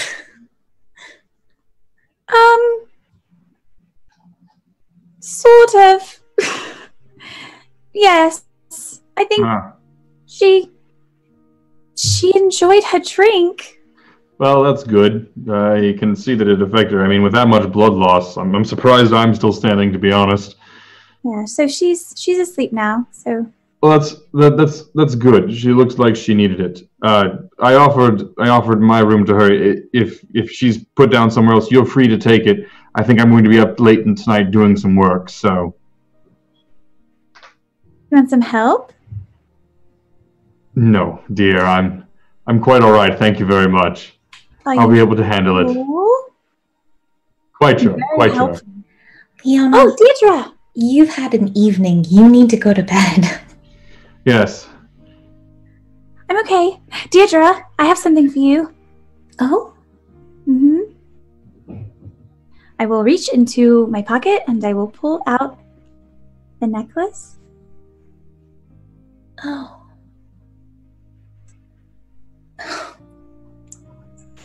I start to tear up again. I don't know if I fixed it all the way, but I tried. No, this is perfect. Thank you. Welcome. I will put it back on. And I will hug her. Oh, yes, I love hugs. I will hug her back. And then I will hold her by her shoulders and just say, Leona, please go to sleep. And I will see you in the morning. Okay. Okay. I will kiss her on the forehead. And say, I'm so glad you're back. Me too. And I will turn. I will give a little wave at Mundi, and I will give a little wave to Alexander. And I will go back inside. And as I pass Marshall, I'm going to super subtle, almost unconscious, just light hand on his shoulder. Because are you sitting down on the? Yeah. So as I pass, I will just put a light hand on his shoulder as I walk by. Do I feel it? Probably. Yeah. No. Well, through the armor. Oh yeah. When she does that, I'll just pat her hand and look up at her and say, "You're going to be fine, love. Go get some rest, all right?"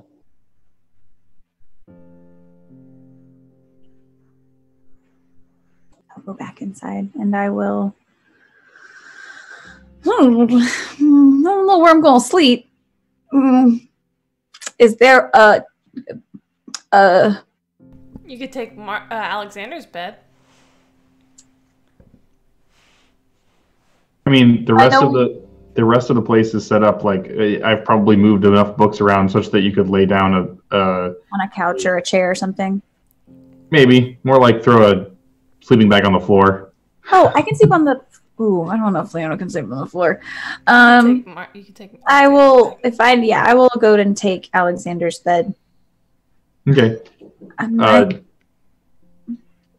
It's upstairs. Mm-hmm. It's actually a fairly clean room. There's not much in the way of books here. Ooh, great. That means it'll be really easy to find things if there is anything hidden up here, which I'm not. I am. God. I'm just doing a quick, half glance. Is there anything interesting in here? I'm not like opening drawers. I see all your judging faces. I'm curious.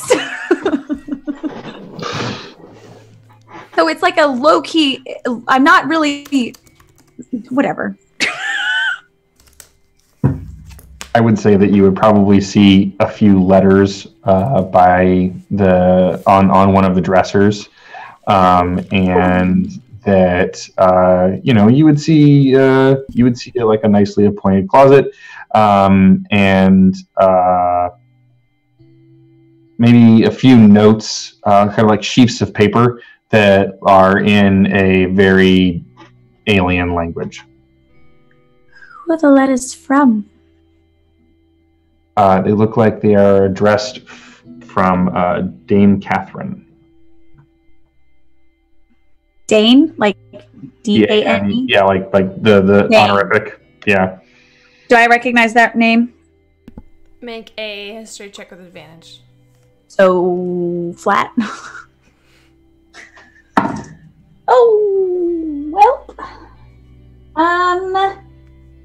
17, you know? Oh, yeah. What would she know, do you think, Alexander? You would know that she is. You would recognize the signature at the end as being Catherine Lightbringer, one of the high clerics of Pelor from Azmorin, and probably his mother. Okay. High cleric, mom. Solid, great. Okay. Well, I'm not gonna touch anything. I'm just gonna like see what I can see. By the way, Monty, I think you would only have like 5 hit points right now. Just gonna let you know. If I did like a quick scan so that it didn't feel like snooping, even though that's definitely what it is, letter-wise, this is a quick skim. I'm not reading it verbatim, word for word. So like, what do I pick up on? Like, give me a vibe. And if it's not a happy letter, I'm going to stop reading it. So don't worry. Like, it looks like it's a fairly standard kind of like, maybe not news from like Wobegon, but like kind of just like, this is stuff that's happening in Azmorin, and your father's doing well, and your sister's doing this, and that kind of stuff. So. Okay. So I will. Go ahead. Yeah, that's where I'm. Oh, don't worry. I'm all about the letters now that I've read these letters. I'm like, I got another letter in my pocket. So I will. I'm actually going to sit on the floor against the door. Okay. And I'm going to very, very carefully untie it, and very, very carefully unroll it. Marshall, will you read the letter? You're muted. You would like me to read the letter? I would. All right. Yeah, because then it's like, like in movies where it's like in the person's voice that wrote it. I'm imagining it in your voice. What does it sound like? All right. Leona, I hope that you will forgive my subterfuge in this matter. I had a good friend ages ago, and you remind me very much of him. He could leave no tale unfinished. I knew you would not be able to resist. I hold no anger towards you, and as I hand this to you, know that I will be smiling to myself. There are far too many things I would like to say to each of you, but I will not ramble on and waste your time by trying to convince you of things that are patently true. Forgive me, though, if I plant a seed in the hopes that it will one day grow into the knowledge of your own qualities. Deirdre, I may never know the source of your fear, but I do know the terror of uncertainty. Remember that fear is natural. Anyone who tells you they have no fear is either lying or a great fool. Courage, though, is standing up in the face of that fear. I see much courage in you, little one. You possess the ferocity of a mother dragon protecting her brood. Kesra, you are filled with anger. This is neither a good nor a bad quality. Fury at the sight of great evil has been the turning point of countless battles, while enmity without a purpose has cost innumerable innocents their lives. Do not allow your anger to wield you. In the darkest places, that is where the light shines the brightest. I have faith in you. Leona, I see in you a heart worth its weight in platinum. You care so deeply, even for an old stranger. You are neither your hair, nor your embroidered dress, nor who and what you know. You are a soul who longs for the comfort and happiness of everyone around you. That is why you sing and tell your tales. Your sincerity is a rare thing in this or any world. Never allow anyone to give you cause to question that. As for me, Leona, I am contented with my place in this world. If I had not been where I was, Deirdre would have been lost. There must always be someone in the dark places to keep watch. And sometimes there are a great many things which are far more paramount than our own contentment. If this missive does reach your hands, my little desert mouse, know that the southern wall still stands. Memories of sunlight filters through the crenellations each day, and every evening the battlements are bathed in the same silvered starlight. If you still hold any value to my assessments, these are good people. It is my hope that this letter finds you well. In vigilance, Marshall. And that's where we're going to end tonight's session.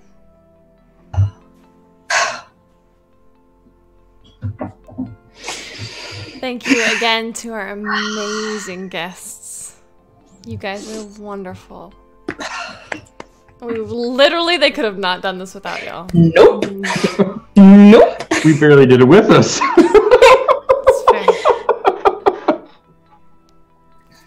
Man. That was a lot. Yeah. That was a lot. Yeah. I'm here for it. That was a lot. You guys all okay? No.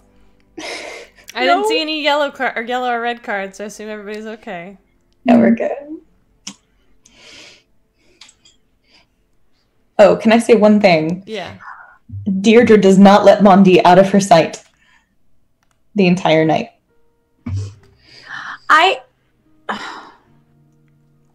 Are we picking up exactly here? Or are we gonna pick up when we wake up? Because there's one more thing. We'll pick up exactly here. Okay. So you've all gained a level. Oh, thank God. Oh, this is a big one too. It is a big one. Oh God, guys. Including you, Marshall, including you, Alexander. All right. Oh. Hey. Yeah. Sweet. Good. Marshall can come and save our heinies again. I helped. You did. No, you did. You saved Heine. You saved Heine. Important Heine. But he saved Heine's. So, True. he's also at a very high level, guys. Yeah. Oh, I need to roll my hit dice. Yeah, we're going to roll our hit dice once we quit the stream. Right. Actually, well, let's go ahead and roll them on stream because I want everybody to know. Go ahead and roll your hit dice. I rolled a 1. You can reroll.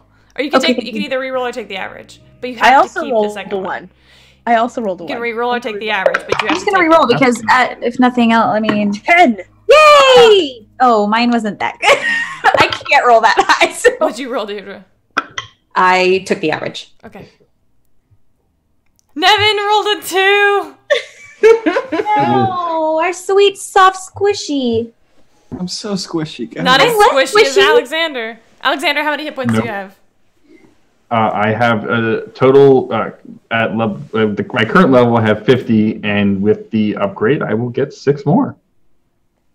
But also, he's a human wizard. I'm a dragon skin dude. I should have 6 on. To be fair, I also pumped some points into my con, so.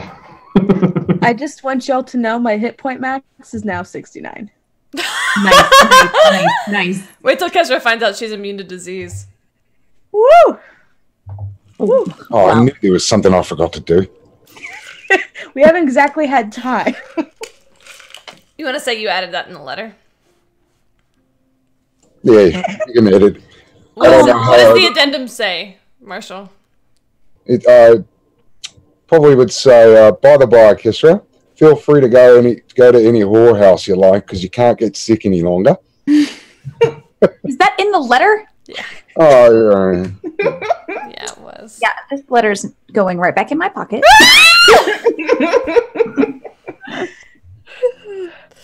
All right, guys, let's go ahead and sign off. I am your host. Actually, I'll end it. We'll do Kate, Mindy, Kate, Nevin, Morgan, Marshall, Morgan, Joe. Go ahead.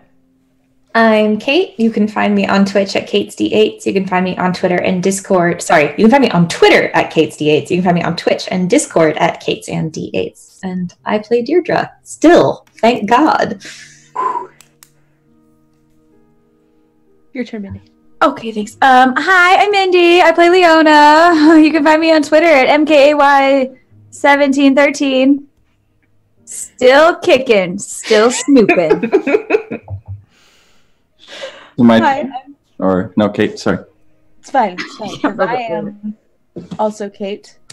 I can find me on the internet. We're important at Very Pale Ale. Why? And why? What? Why are you Very Pale Ale? Because I am both very white and very bitter. I played Kesra. And like Kesra, I'm going to take a nap after this. I am Nevin. I played Modi, and you can find me here every week, so I'll never miss another session again. No one is allowed to miss a session ever again. Oh, God. Morgan. Hi, I'm Morgan. You can find me on Instagram at revenant_ceramics. And I played Alexander Lightbringer. Last but not least. Hi, my name's Joe. I play Marshall. And I don't have any of those things, so that's about it. We'll fade off into the mist. Juba Juba was right. I am Camille. I'm the Dungeon Master.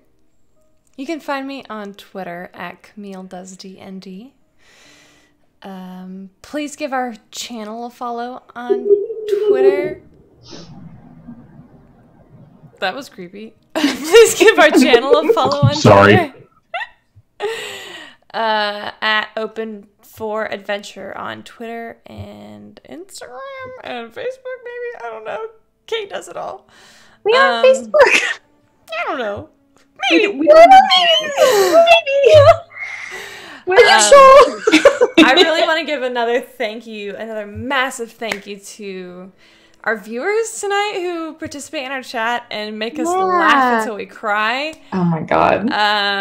Y'all are great.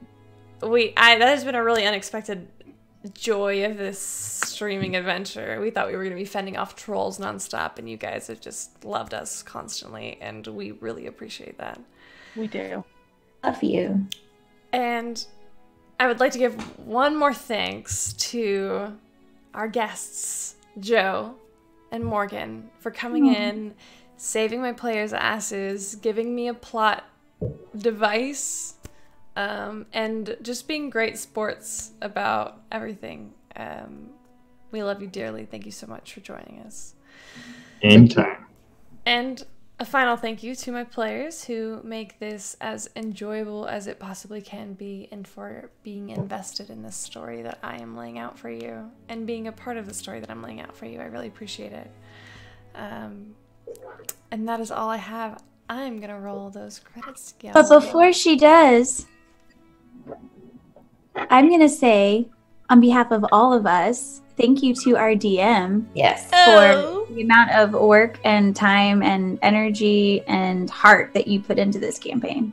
It is very evident. Every time we play. Every time we have a conversation, it is evident. So real glad it can continue. Yes, little dicey there for a you little make bit. you make the wheels turn or something. I don't know, something clever. I'm tired. When I have players like y'all, it's effortless. So thank you. There's so many feelings tonight. I know. All right, y'all. We're gonna say goodnight, and maybe we'll have a solo session this week. We'll see. Maybe we'll have a fourth watch this week. We'll see. So many possibilities. We will see you all very soon. Bye.